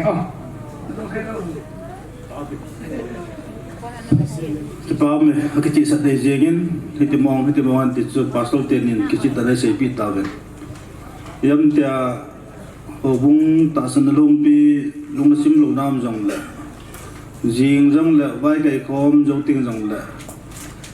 mi pi ki khom nai nei dio hen cha jong la chun ilum thoi na ho lung nong kai na niam jong la adong tung ni ki go ten chu tu nia tinga China ven tin avialin speaker ten in class topic ngai ta tai se pi je ri pa na jala win khot le pi te mi pi te ha tu ni season ni China Divin ngambi pasal pan tahun akhir ni tin tu ni dengan season China hin tin ni lah ngama kai tak le selain mendahi Kaikhom nai man kita he di juga sawe Engzing banam kapau na chate wa in sibin tu sun phat pha hi pi wa na chate zo pakai ka phat kan ti kon wa na nga pan pina ka thu mu to ke phanin bui ni ma cham no win class te ho ko zo thi za win ke pa win meng ka thang pa win de speaker te ni no pakai e hil now za ka ho zo si na chate zo pakai tu nya be hi lo pakai e hin ko lum ke ya hi pakai ka me chi jing wa pakai nang ma de la ma hi kis sawa ka khan tu che thina divin nang ma in ni hil jing divin na pan pina ka thu min he speaker te ni on dam na pi jing en lang angai cha nang ma in le se pi no mo zo na phak nei sung ba jong nang ma in na thumok jing ki na pa kai na cha te ho conference ka man sung ba he nei dei sa he nei ho lim pi jing divin na pan pina ka thu min he ni ha pha nei pikit bin lang na cha te jong pa kai na thu na la a ki man cha khom the na divin na hagawin phat chi nei pu jing tam ja ha chung pa kai su krista mina kong taw he amen